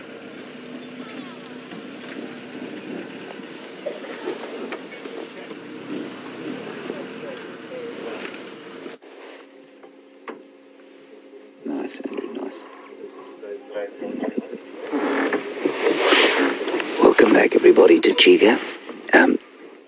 As suspected by a number of you, these lion cubs are exhausted by the trip that they've had across the bush. Not any more so, it would seem, than their mothers. But they certainly have plopped down here in the shade and gone fast asleep.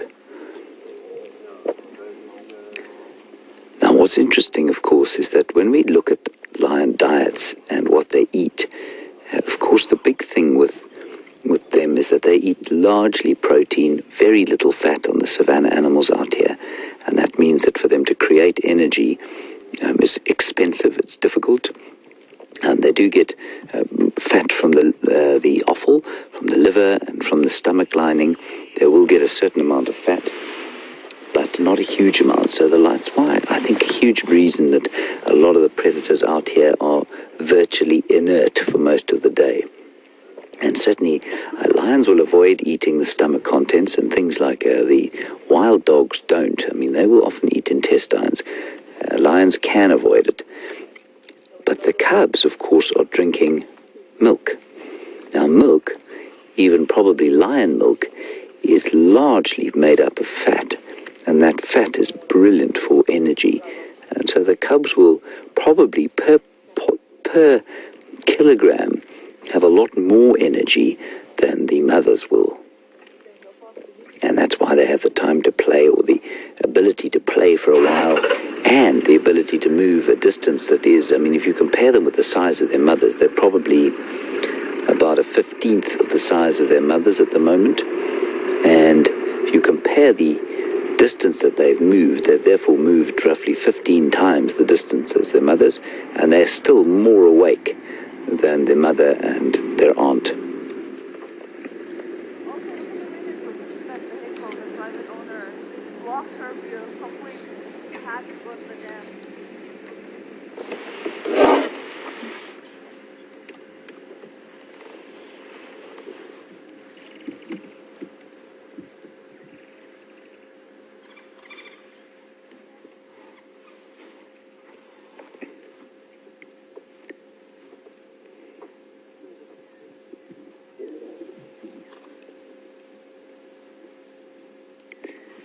Two nice questions here. Sandy, you've put together a possible combination of lion meetup and what would happen. And I've actually seen something similar, but not quite the same. Sandy, you say what would happen were this pride to meet up with the Nkuhuma pride with the two males? Would the two males protect the cubs? Sandy, I have seen males with the pride meeting up with another pride. The males dominate the area. They didn't intervene at all in the conflict that ensued. Now, at that time, there weren't any cubs in that conflict, so I can't really say, but to say that I don't think there would be a huge amount of actual direct protection, but I think that with the males around, there may be a reticence on the part of the other pride to attack, and they may well have an effect on the situation. Very nice question though. Would they actually actively protect the cubs? I tend towards saying no, but it's possible that they might.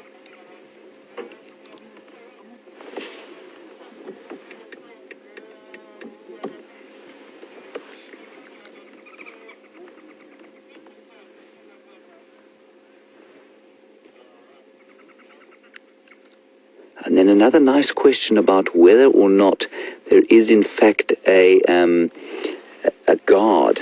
And Joe, you asked that question. If you look at these two lions, is there a guard amongst them? Absolutely not. They are fast asleep. No one is looking out for anything. You must remember though that they don't sleep heavily like we do. If you were to walk along here, be highly unlikely that you could surprise them. They'd wake up pretty fast. So there's no one actually on guard. I think wild dogs probably do far more of that sort of thing with somebody on sentry duty, or even some of the primates. But no, these lions are flat out. And did you want to move a bit? Or are you happy there? I'm not sure if we will get a better shot. No. We'll wait here for a while and then we'll move maybe and see if we can't get a slightly better shot.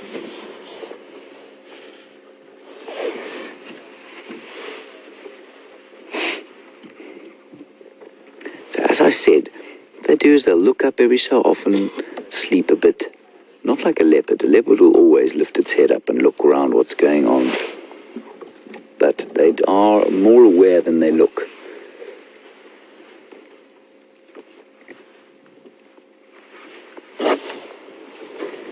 Hello, Joe. Again, you want to know if they will eat grass, like a domestic cat will eat grass? The answer is absolutely they will sometimes if they are feeling some kind of digestive discomfort, or if they are perhaps needing to line the belly with some sort of fiber, then they will eat grass. I've often seen cats eating grass.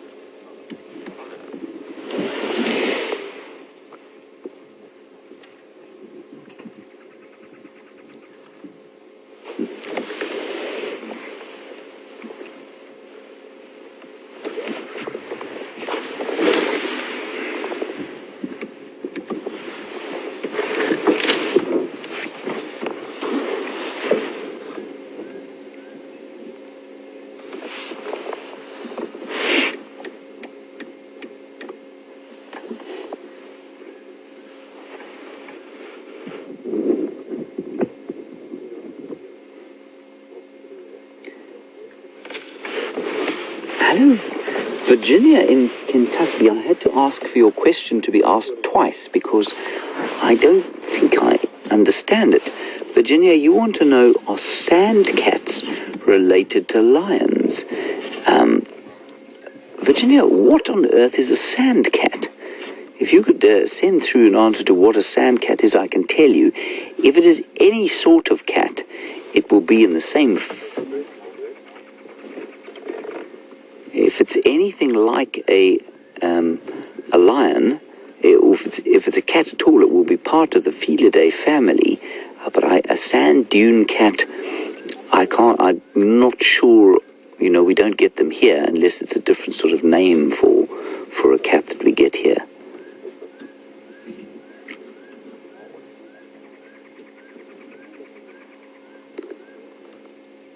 Now you could just hear the different calls of the day starting to come in. The calls of the mid-morning.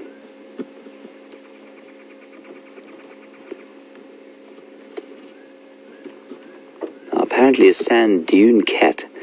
This is the advantage of having a final control with somebody as sharp as Tara in it. A sand dune cat apparently is found in North Africa and out throughout Asia, endangered species. Virginia, I don't know any more about them, but I will tell you that all the cats are in the same family, but that these cats, the big cats, the Panthera genus, there are only 4 or 5 of them, and I suspect the sand dune cat, if it's what I think it is probably part of the a different genus, so probably more closely related to African wildcats and servals and caracals and lynx, rather than the big Panthera genus. So Virginia, I will do some research on that.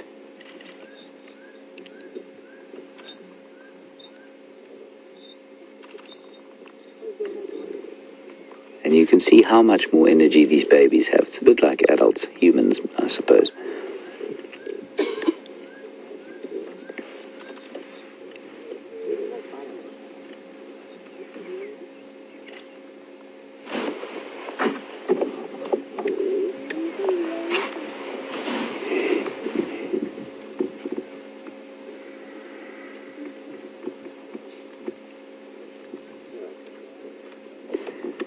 We have a question from Brazil, Leandro in Brazil.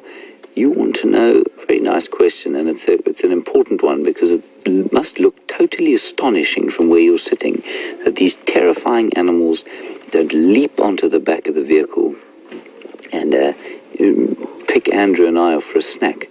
Well, I mean, apart from the fact that I don't think Andrew and I would be very tasty, Andrew mainly because he's built like this Styx in front of us, and me because I'm not very large of stature. Leandro, they don't like to they don't see us. First of all, let's start at the beginning. When we walk on foot, animals are very threatened by us. We are seen as the apex predator, and there's some great stories around why that's the case, but just for now, accept that they see us as the apex predator. Now, when we come in vehicles, they tend not to see our upright stance. But some people will tell you that they just see the vehicle and they don't see us in it, and they don't know that we're people. I don't believe that's true. I believe that they do know that we're people. They just don't associate us with a threat. But most importantly, Leandro, they don't associate us with prey. They don't ever associate us with prey.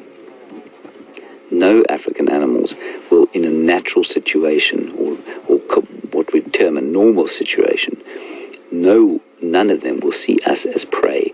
They all see us as completely the apex predator of the area.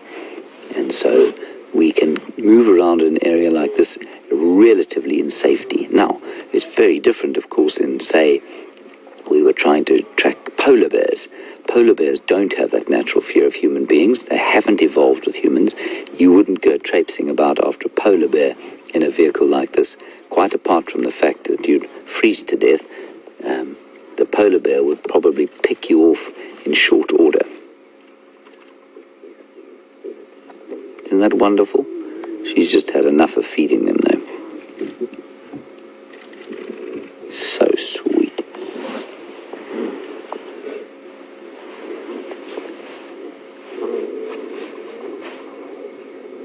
They learn to fight over their food at a very early age.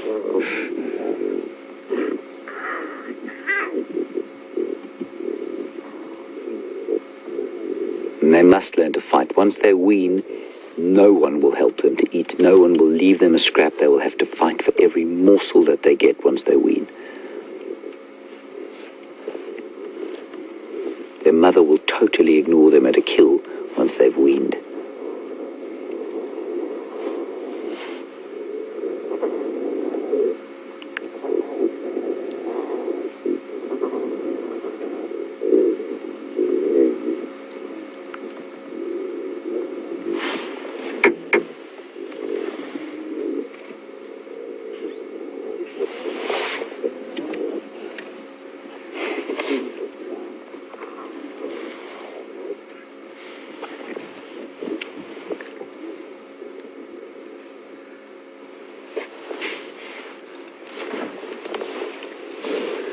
Hello, Paul in Wisconsin.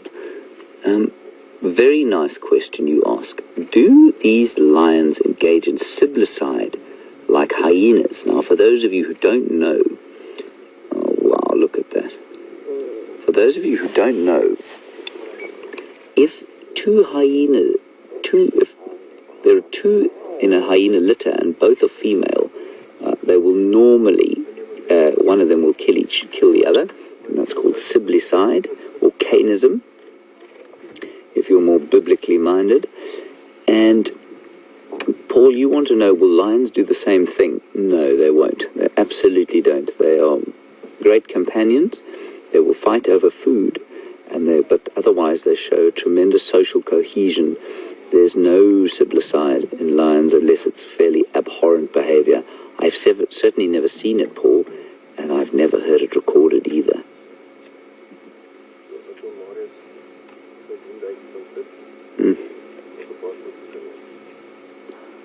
Don't know if you can hear it, but you can actually hear the suckling noises.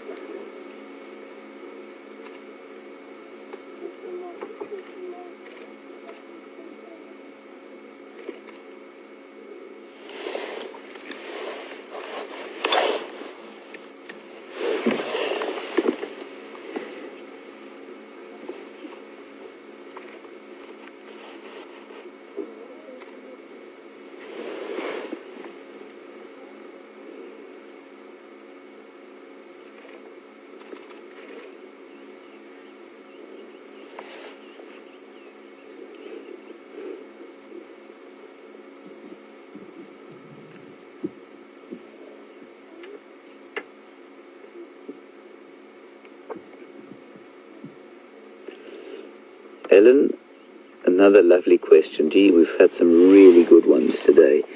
Ellen, you want to know, you say you've noticed one of the cubs is normally closest to the mother and normally sleeps closest by.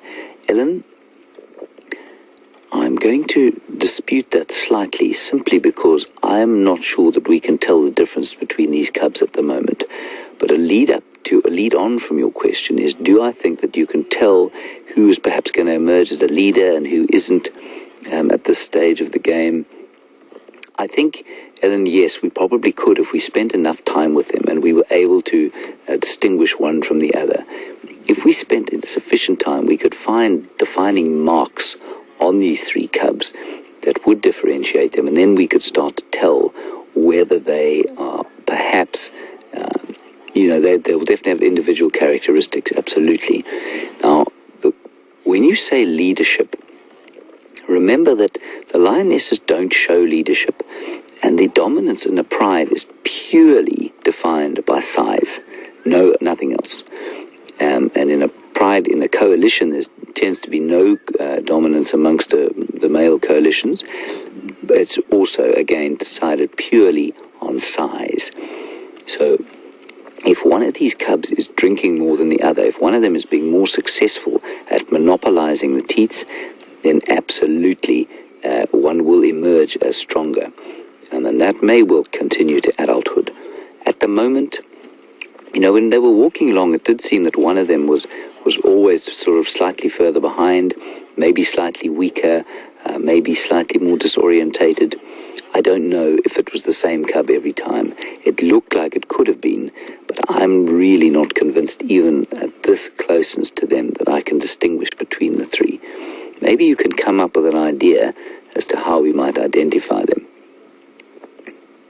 Let's try and do that. Let's have a quiet, while we've got them all in sight there, let's see if there are any distinguishing features.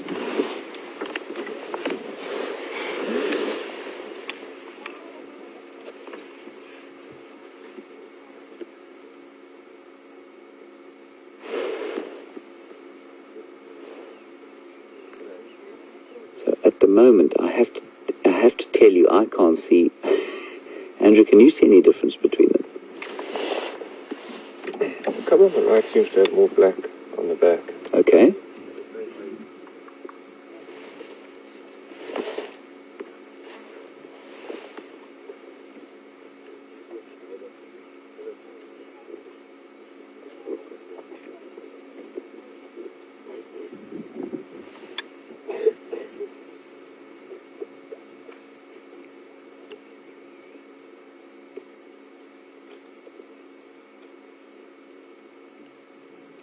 So we've had some very nice information on the sandcat debate. Ray, Susan, and Virginia have told me that they are in fact part of the genus Felis. Okay, so that is the same genus as your house cat belongs to, same genus as the African wildcat, same as the caracal, same as the serval. So they are in a different genus from the lions, but same family, so related, but not quite, but not as closely related to a sandcat as your house cat is, for example, or as a serval. Now Andrew reckons the one on the right, so the one that is still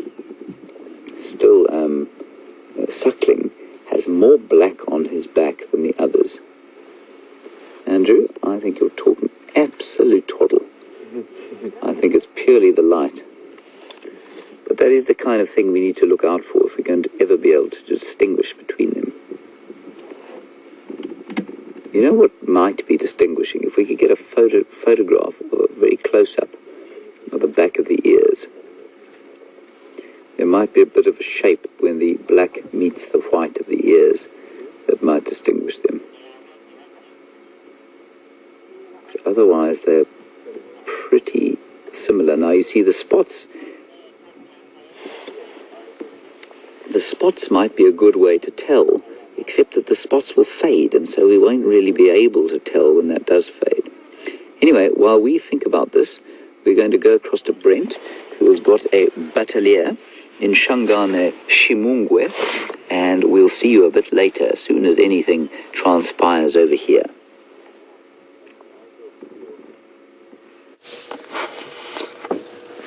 Welcome back, guys. As you can see, we've left the Nkuhumas absolutely flat cats, and if we have a choice between flat cats, I think the cubs win just from a pure cute factor. But now we have found this bataleur who's was sunning himself, and he's disappeared. It's amazing. As he took off, you suddenly heard squirrels and stuff start alarm calling. So even though it's unlikely the bataleur would ever hunt a squirrel, he would definitely give them a fright just from being that predatory bird shape flying over. But we heard quite a lot of hyena activity this morning, all around us actually. And we also heard some hyena activity that sounded like an argument or a fight, or a hyena getting mauled by another hyena. So we're just going to slowly make our way towards the hyena den and see if anything's happening on that side.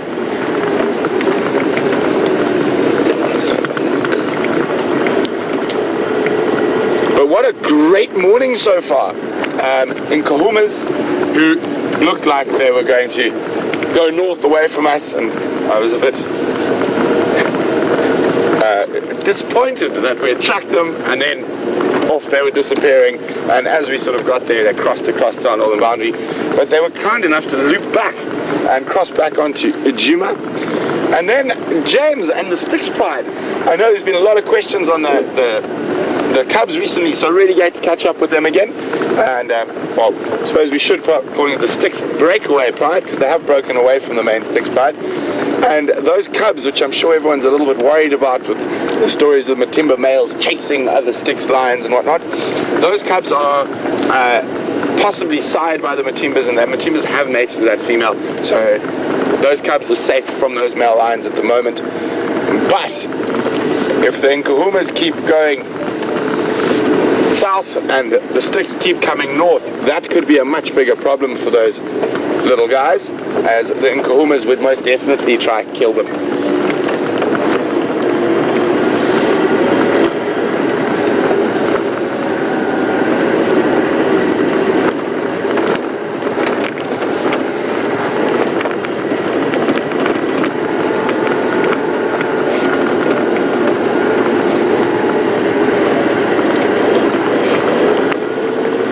A beautiful day. Some changes happening today. Scotty D will be back on the Sunset Safari, and I'm going to be disappearing for a few days, but I'll be back soon. I'm going to go take a little holiday.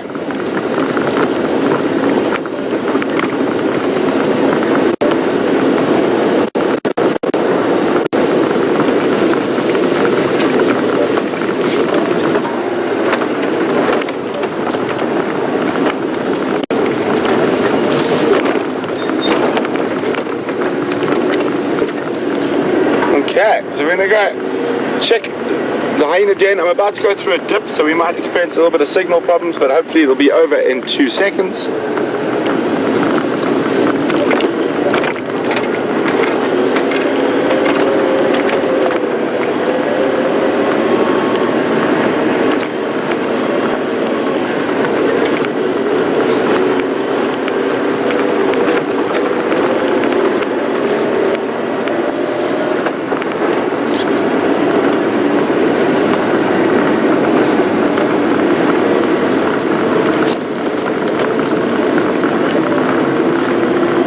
What a fantastic morning.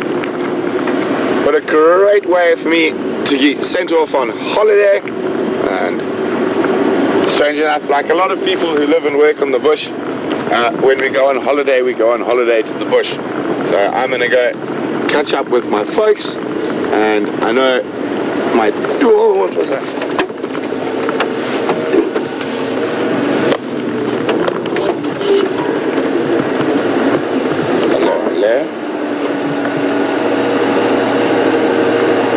Everyone's been so focused on the lions this morning that everyone's been missing, and these are really, really fresh leopard tracks.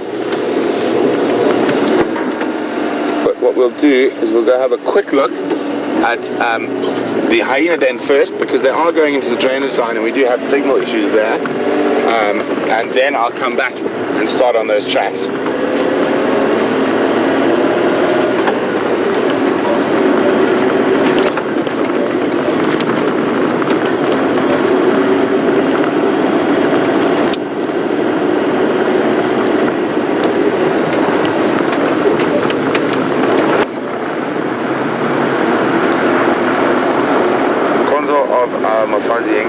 Heading southeast from Twin Dams junction with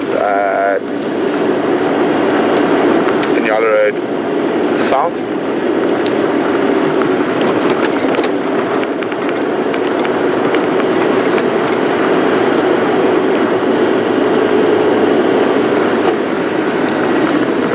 James.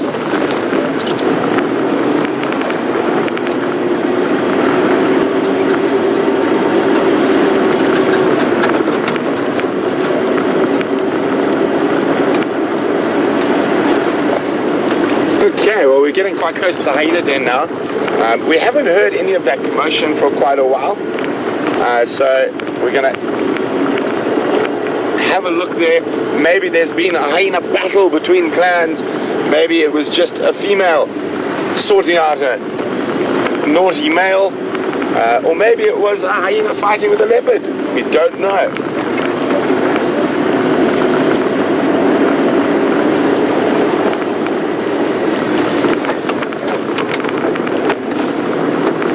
James, confirm when you mentioned Garumane, you meant down towards the Arathusa boundary?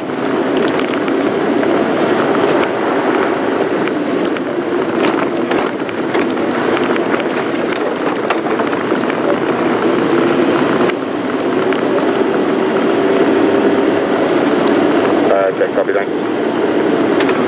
It is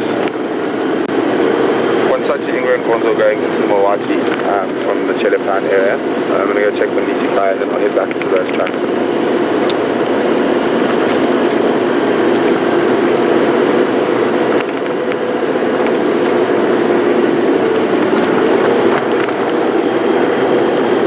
Okay, so just James and I just chatting. He said he heard what sounded like male lions, but further to the east of the boundary.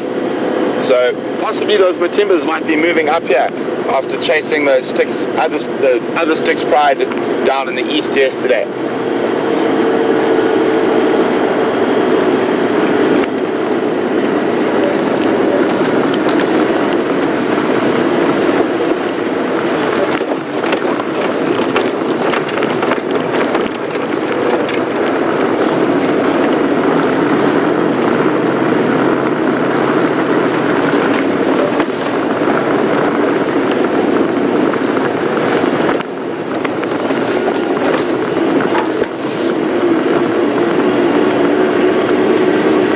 Anna Marie. Welcome on this fantastic sunrise safari, and we've got a huge herd of impala at the entrance to the hyena den. And morning, chaps, watch out, there's some lions over there and over there. And Anna Marie would like to know about smell. So if the Styx and Nkuhumas happen to come in close to each other. Sorry, I thought I just saw it.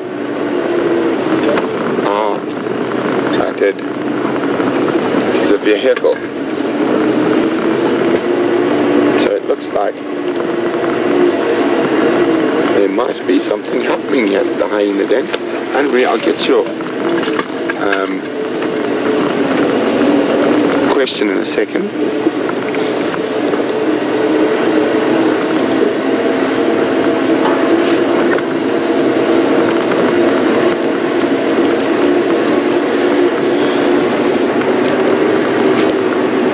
So it looks like we weren't the only people following up on the hyena den, but it is not active yet. So let's go follow up on those female leopard tracks. Anna Marie, back to your question. Anna Marie would like to know about smell in lions, and if the Styx and Nkuhumas were getting close to each other, would they smell each other before they saw each other? Anna Marie, I would believe most definitely they would be able to smell the scent marks and whatnot, and quite often when lions approach each other like that, there might even be quite a lot of posturing and calling. So for the Styx pride, that would be quite important. So they would roar at the Nkuhuma pride and then wait to listen. And when the Nkuhuma pride roars back, they would say, "Oh, there's too many lions there. I got to get out of here as fast as possible."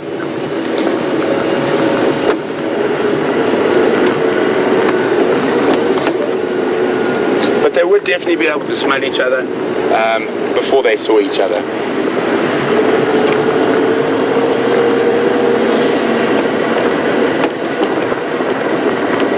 So let's go see where that female leopard went.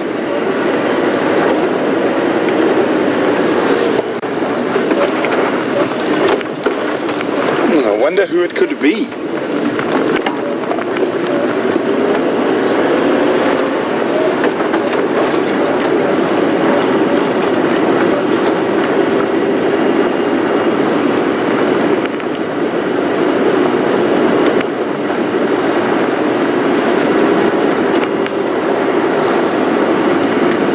Taking a moment to bask in this lovely warm morning sunshine after a very chilly start to the day.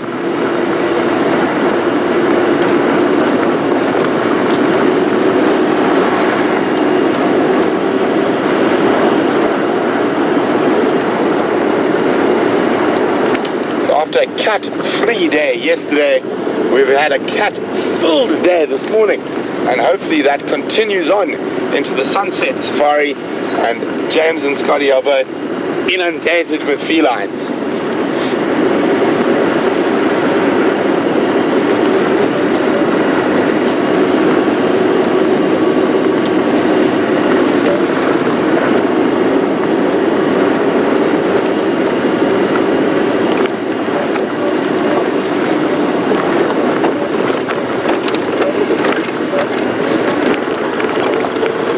We'll stop and have a look at those leopard tracks. They were really nice and fresh and crisp, so definitely from this morning sometime.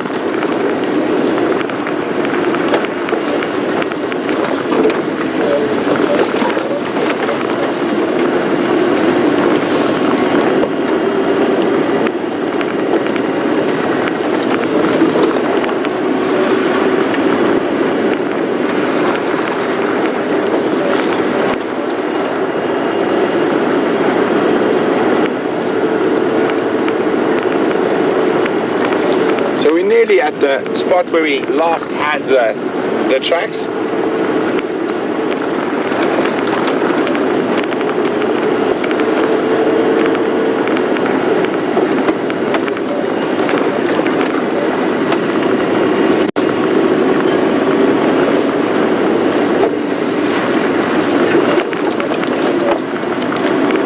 So we're going to go have a quick look at this leopard track. It's a nice and crisp, fresh track that we spotted on our way to check the hyena den after all the hyena noises this morning. So it's been a fantastically noisy morning. So apart from the Nkuhumas who we heard roaring at about 5:30, there were other lions roaring much further to the north, and now other lions roaring down in the southeast, and the hyena cackling and fighting, and we heard some wonderful early morning while we're still tracking those hyenas and those lions. We heard some wonderful hyena contact calls that really deep. So fantastic morning from an audio point of view.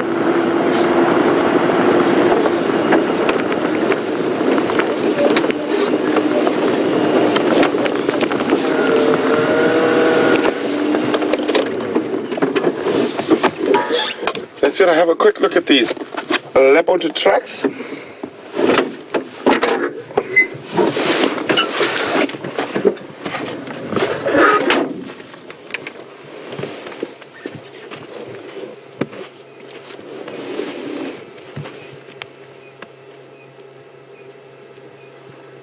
Good. So there we go. You can see female leopard from the size. As well, you can see there's crisp.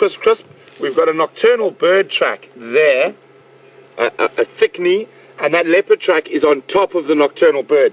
That's why they are very fresh. And they are even on top of the Jenna tracks a little bit further along. So definitely worth going to have a look on. Probably early this morning. Judging from the size, and I know this is not an exact science and I could be completely wrong, from the size of the track and the area I found it, I'm gonna hesitate, I guess, that it could be Karula. So I'm definitely gonna follow up on these for a little bit, and in the meantime we're gonna cross back to James, who's got those little bundles of joy, and we'll be back with you a little later in the safari.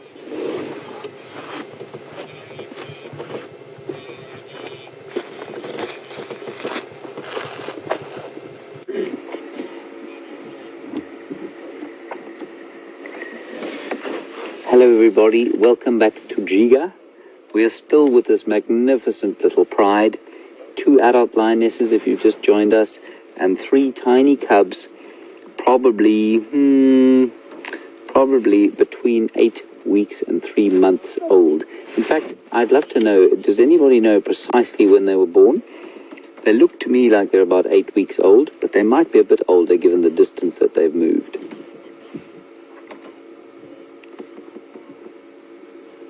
You can see the one there has fallen asleep on the boob, as they say.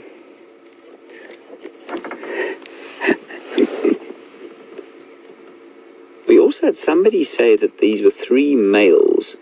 Now, I've looked as hard as I can, but I haven't had a good view underneath any of their tails, so if anyone can tell me how they know they're 3 males, that would be great.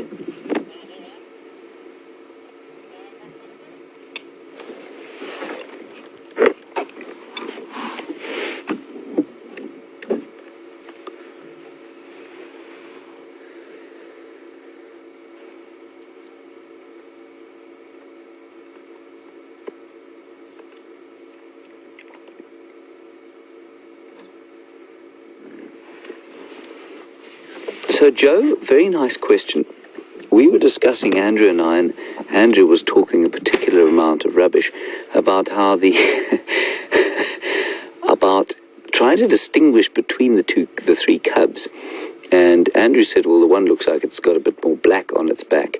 And it might, but the point is that will change as they get older.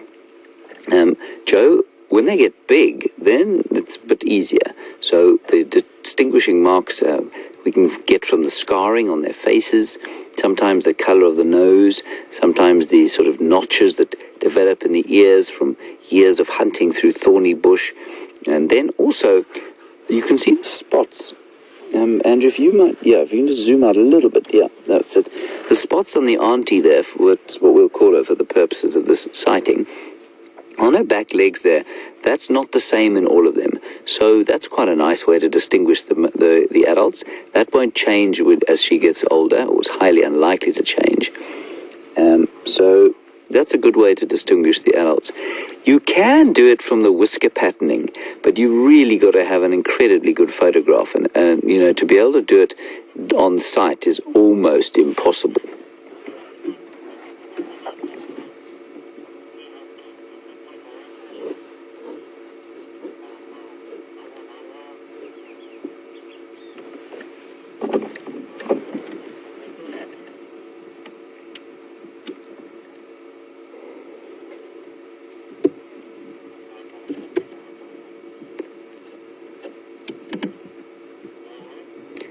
Hello, Mary and Illinois. You want to know, do the females, and this is a nice question because your house cat will do this, but lions don't as far as I know. Do they, when the babies defecate, do they then cover the scat up? No, they don't. There are two warthogs apparently walking straight towards the sighting. I've just had an update, so we'll sit and watch. Copy, thanks, Lee. Warthog will make a rather delicious meal for these two, but they haven't realized yet.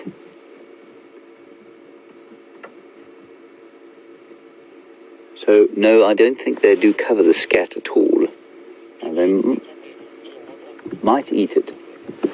This one looks like it smells. Yeah, copy, thanks. I heard that, thanks, Lee. One of them has just picked them up.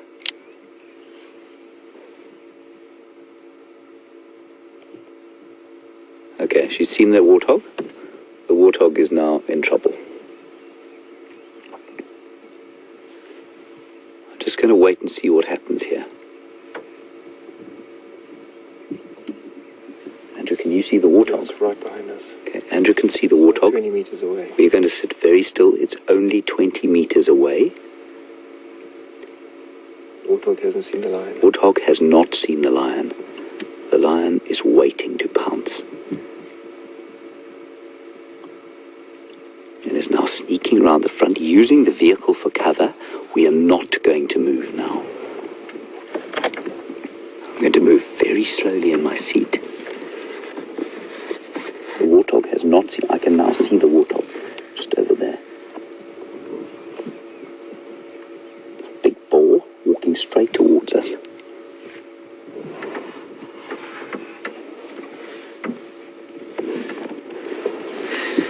Lioness is looking at the warthog. Andrew, just be as still, move as smoothly as you can.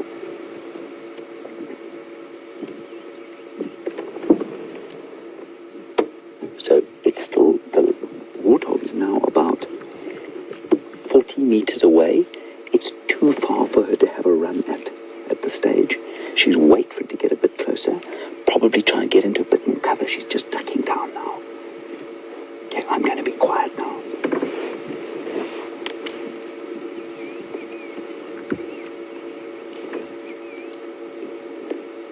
Distance is now 30 meters. Distance is now 30 meters. The warthog's now, warthog is heading towards the drainage line. That's why the lioness is now moving. Warthog is back turned to the lion, but walking away. He still hasn't seen her. You got him there, Andrew? Yeah. Okay. She's losing a little bit of interest because he seems to be walking away.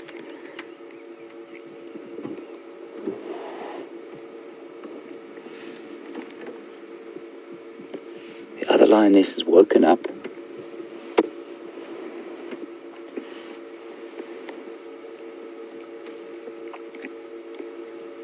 So I don't know if you can hear, but the warthog's footsteps are now moving away down through the drainage line. I'm not sure. He may come back this way. No, I can just see him through the trees, walking parallel now with the drainage line. He's inadvertently increased the distance to about 50 meters. And you can see that her body language has changed completely. Now she's a bit more interested.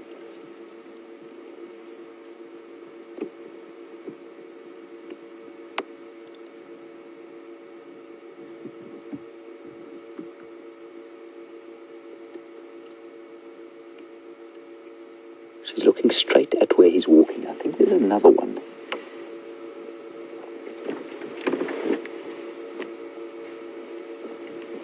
But I can't see it at the moment.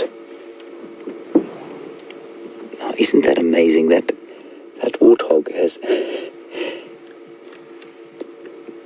almost killed himself and now has inadvertently saved his life, and he's got absolutely no idea what's just happened. And it does make you wonder when you watch a situation like this, how many times similar things have happened in your own life, perhaps. Not with lions, but with other things.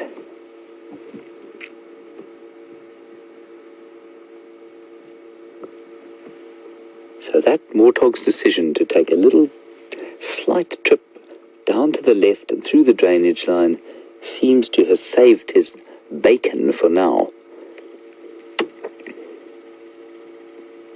For a minute there I thought it was all going to be over for that poor pig. The other reason she would have been very reticent, though, is that was a big boar, and a big boar warthog weighs about 100 kilograms.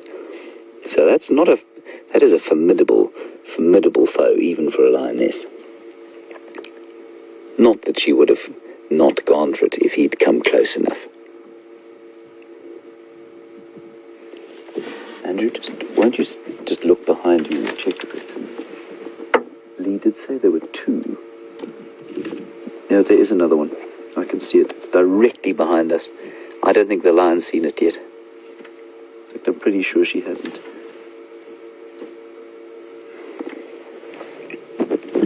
Let's see if the one gets as lucky as this other. Get him. No, he's coming even closer. Oh, she's picked it up now. She's picked him up.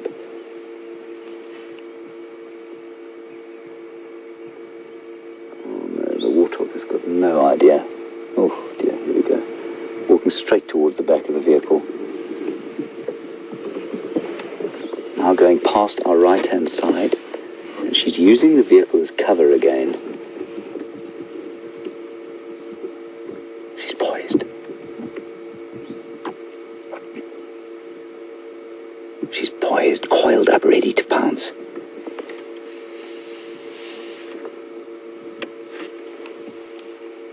Is at about 40 meters. It will have to close that distance probably to within 30 before she'll take a run, especially in these light conditions.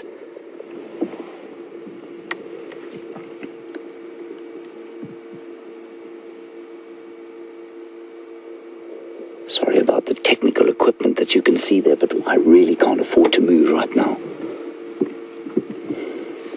My heart rate's gone up to about 150 beats per minute.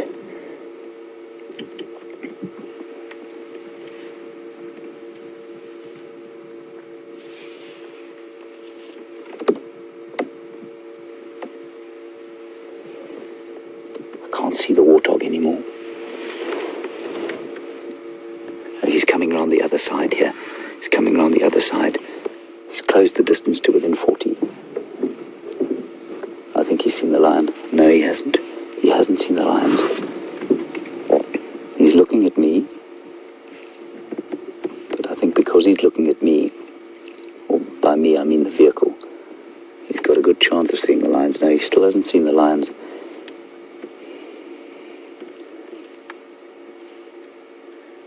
The cubs have gone totally silent. He knows something's up. The warthog knows something's going on. And this lioness in front of us now is threatening to fall asleep.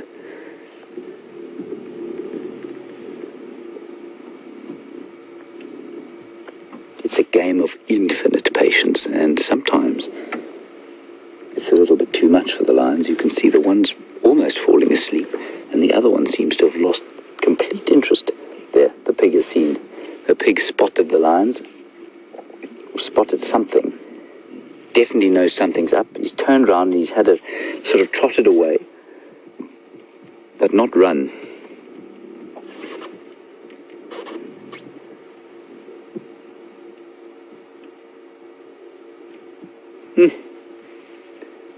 fascinating to watch. No? The suspicious pig is taking flight.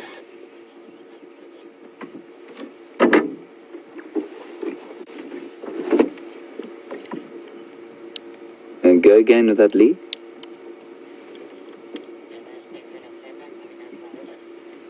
Okay, copy, thank you. Apparently there's also a herd of zebras going down to the water to drink, which is just over there. I think that will present a bit too much of a challenge for these two lionesses, but you never know if there's a youngster with them. Ooh, she's stalking something. She's seen something else.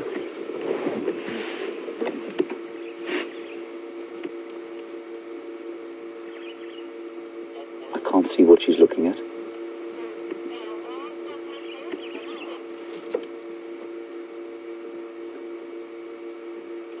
It is all happening around here. The cubs are watching, but they're totally silent.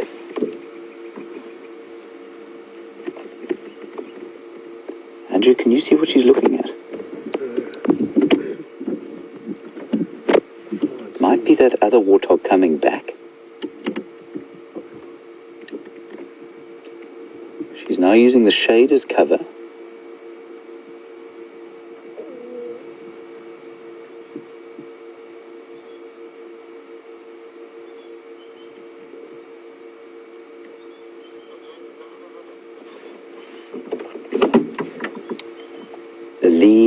It crossed the drainage line, but she's looking at something. I don't know if it came back again. She's now looking at something.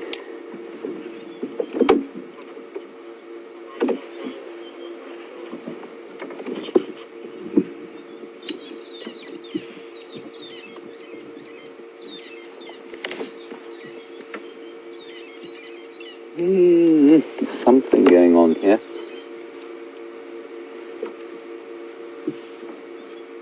So that's interesting, everybody. We're often asked, you often read, how close does an animal have to be before a lion will charge? Well, there you go. At its furthest, at its closest extremity, both of those warthogs were 40 meters away.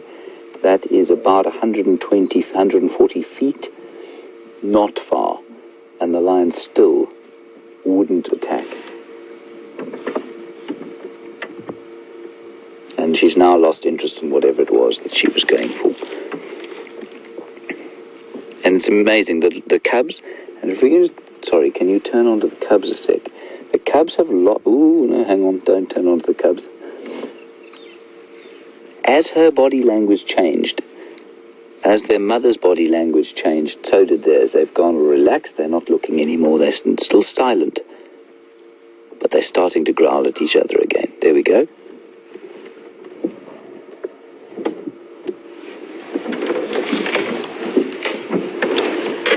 Even though that lioness is still watching something,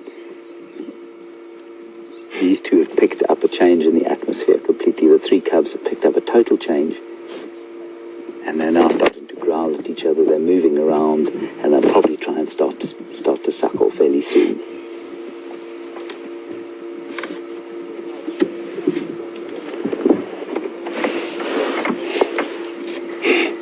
And there is apparently a herd of zebra, copy, thanks Lee, a herd of zebra coming down to drink at the water, and that's probably what this lion is looking at.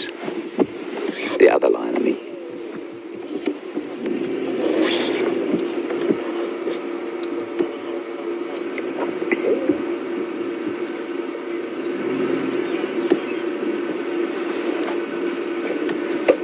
Katrina, you asked a question a little while back, just before the action threatened to happen.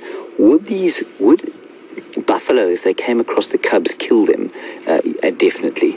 They'd trample them to death, and the females would be almost powerless to do anything about it. Buffalo will often do that to lion cubs if they find them, because obviously the fewer lions they are, the less trouble they have.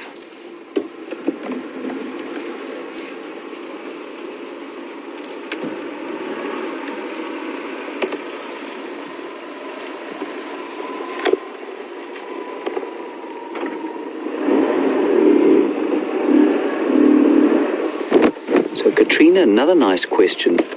You want to know, would predators be less likely to attack the cubs with us around? Depends on the predator, really, and how habituated they were to vehicles. So wild dogs, which pay us no attention at all, yeah, it wouldn't make any difference. Just hear some impala rutting to the south of us. Katrina, if a leopard that was habituated to vehicles came across the scene, it wouldn't make any difference with us here. But if a leopard who was a bit nervous of the vehicles came about, yeah, then we would have an effect.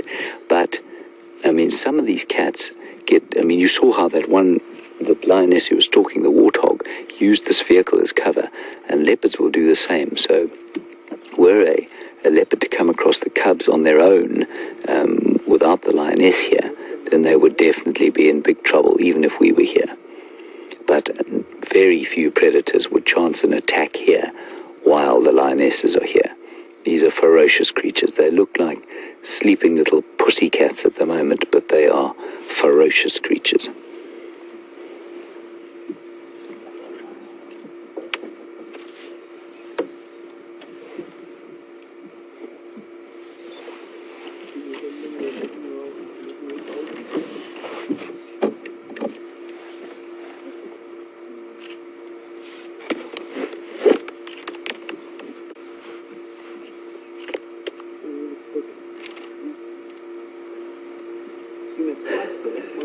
Nice question from Kathy in Olympic Forest in Washington. That sounds like a wonderful place to live. I might have to visit it one day. Kathy, you want to know, how do lionesses hide their cubs or protect them from roving males intent on killing them? Remember, Kathy, males don't...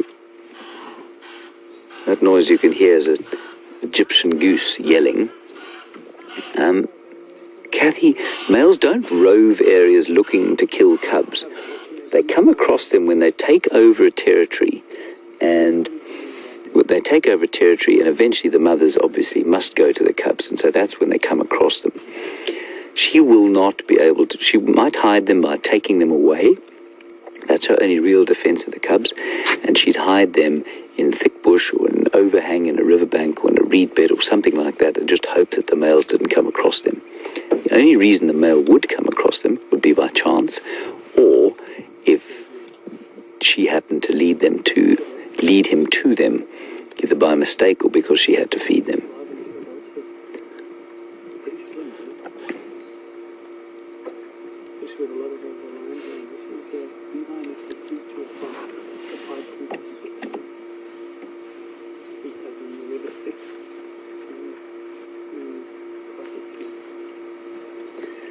Question about, would a female lion ever reject her cubs?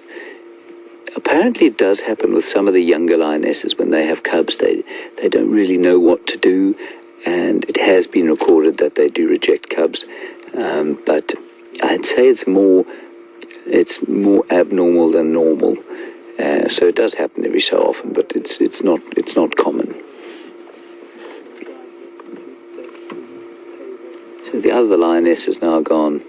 She's keeping a gentle eye on the waterhole. Now, especially around the dry season like this, these lions are going to concentrate more and more on the drying waterholes. And so the animals will have to become more and more aware when they come to drink. Right, we're going to go quickly whip across to Brent. The Nkuhuma Pride is now also on the hunt, and we will see you just a little bit later.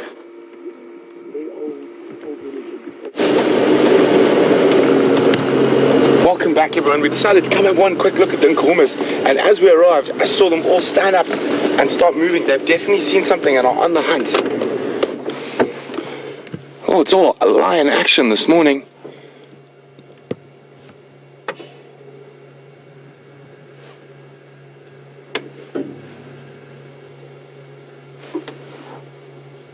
So the whole pride is up, and there's 3 lionesses, this one that we're looking at right now directly in front of us, and there's another to her left, and some others now bringing up from the rear.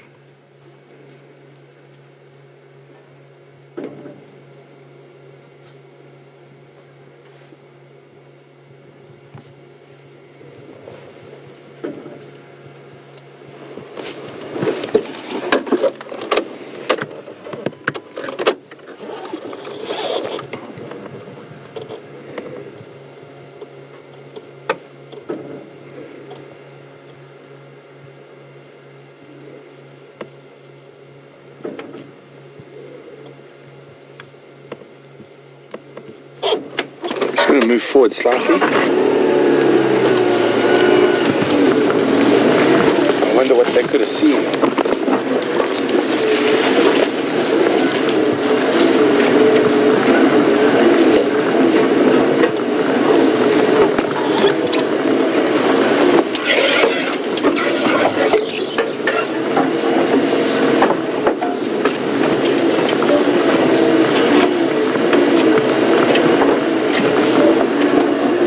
Might have heard something or seen it, I'm not sure.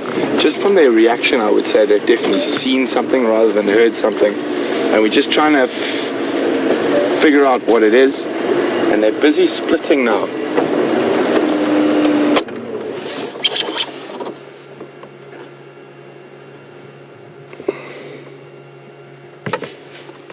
See, now what she did, she just looked at another lioness, and they're giving each other visual signals.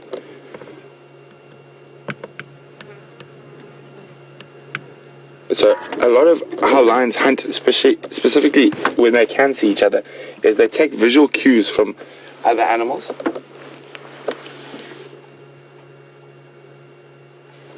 Super alert now, and it's hot already, so there's definitely something close by. We don't know what it is just yet.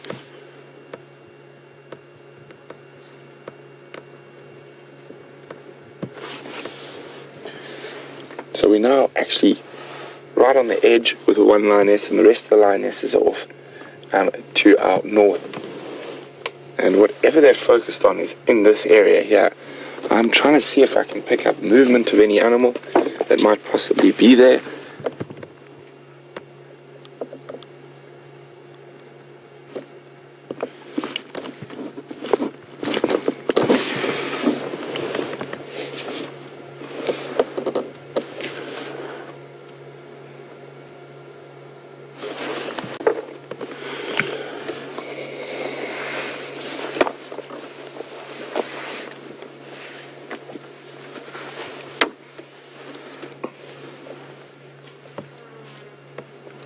So, just judging, they might have lost sight of whatever they saw. And it's amazing how they look to each other for that visual cue about where to go.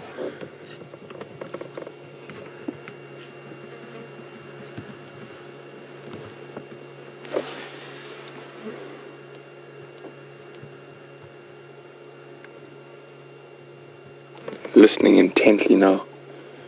Looking across at the other lioness.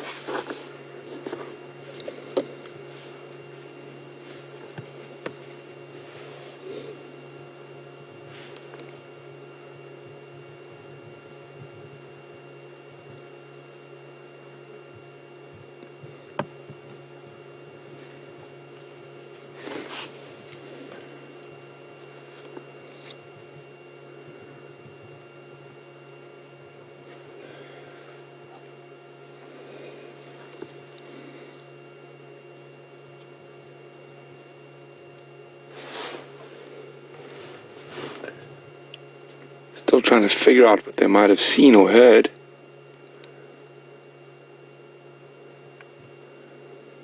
And her eyes are looking for any tiny bit of movement that might clue her into what's there.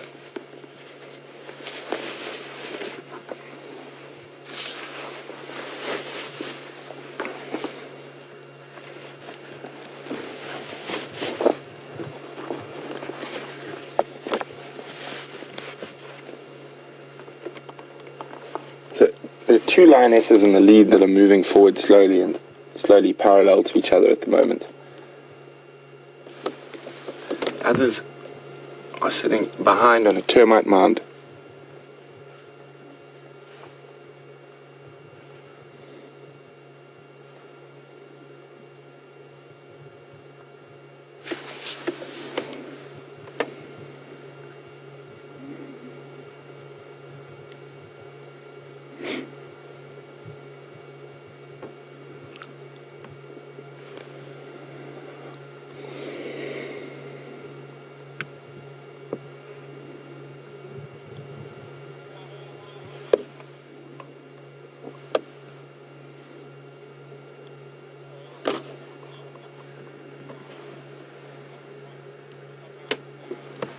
where the other lioness is now. She's directly opposite us.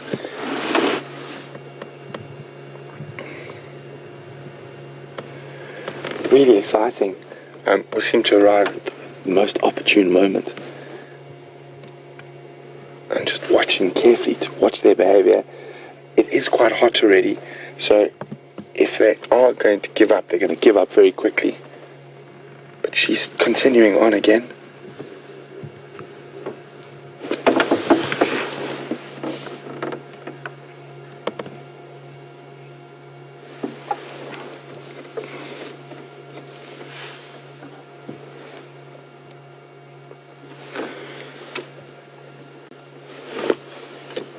So guys, because they are moving and it is warm, there's a good chance that we might have some action.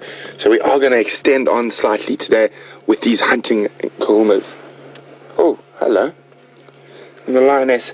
I just had a soft paw touching some dead leaves. And there's another lioness who's coming up behind us to join the front runners.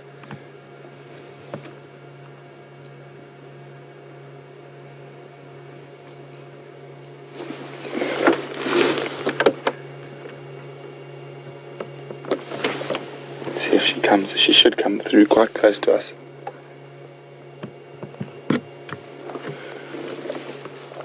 Again, looking at each other, taking visual cues from each other.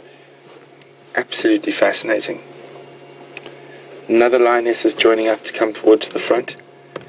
So we've now got 4 lionesses moving up and all watching each other very intently.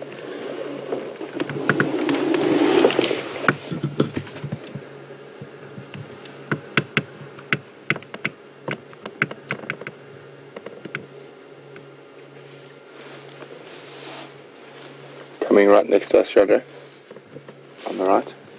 2 lionesses coming through.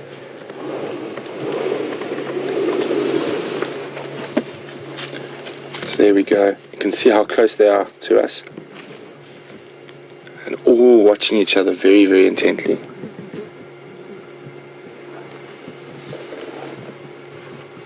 You can see lots of flies on them.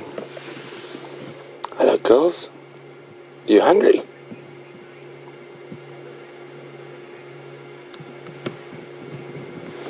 So, just a reminder to everyone, while these lions are hunting, and it is already warm, so the chances of something happening, it's going to happen in the next few minutes, so we are going to go over time and stay with these lions a little longer. This lioness has obviously decided the shade of our vehicle is quite nice.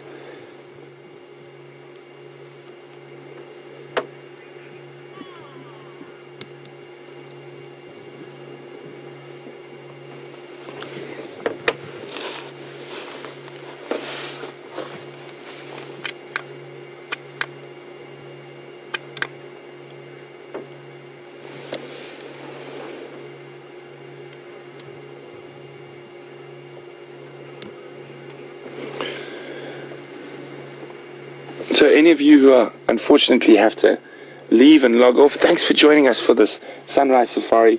We're going to stay on here and we will definitely let you know, or James and Scott will let you know, if you miss what happens with the Nkuhuma Pride. I'm watching their body language at the moment.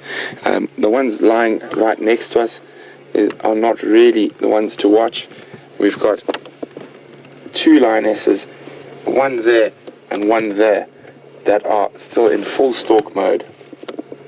3, sorry, there's another one out to the other side of her.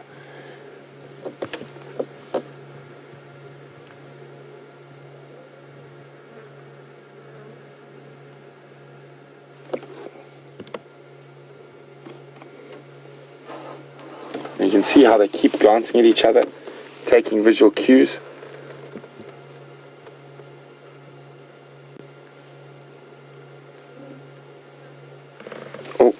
There we go.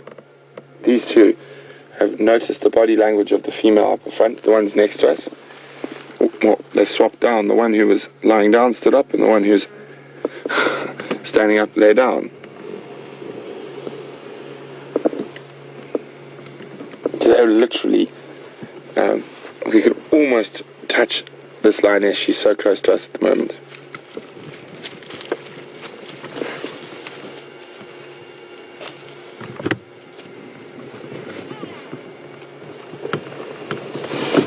now just gone right the way, right next to the back of the vehicle. Jean-Andre could have literally leant back and given her a smack on the bum, although I think that would have been highly unadvisable for Jean-Andre's longevity at WildEarth.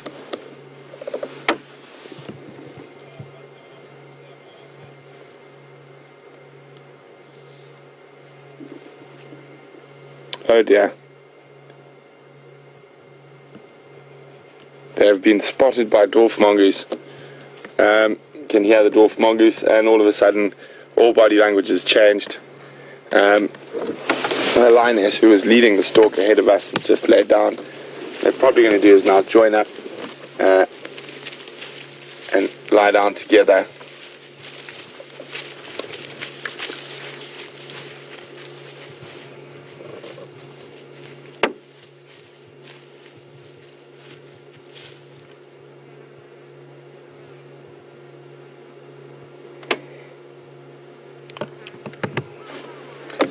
Just watching a little bit. Yeah, you can see they're walking a lot more confidently now. They're not taking those very regulated steps. The female who was leading the hunt has just laid down.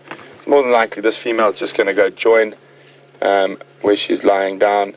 But I'm pretty sure they are definitely going to hunt again during the afternoon, most definitely, but maybe even during the day if something happens to stumble upon them. So I think we're going to say goodbye to the Nkuhumas, who I'm pretty sure about to go flat cat again. It's been wonderful having you all on this sunrise safari, and been absolutely great. Lions, lions, lions, lions, and it's always great to have so many cats around. Hopefully for the future of the Styx cubs, they won't meet. There we go, boom, boom, lying on top of each other. And that's the end of that. But a little bit of excitement there at the end of the safari. So from myself and Jean-Andre, it's been really wonderful having you on the back of the vehicle with us. I'll see you guys in about a week. I'm going to go take some time off. And Scotty D will be back with you on this sunset safari. So we're going to cross over to James. One last look at those balls of absolute delight that are the Styx cubs. And I will see you in a week. But I'm sure Jean-Andre will be on camera before then. Bye.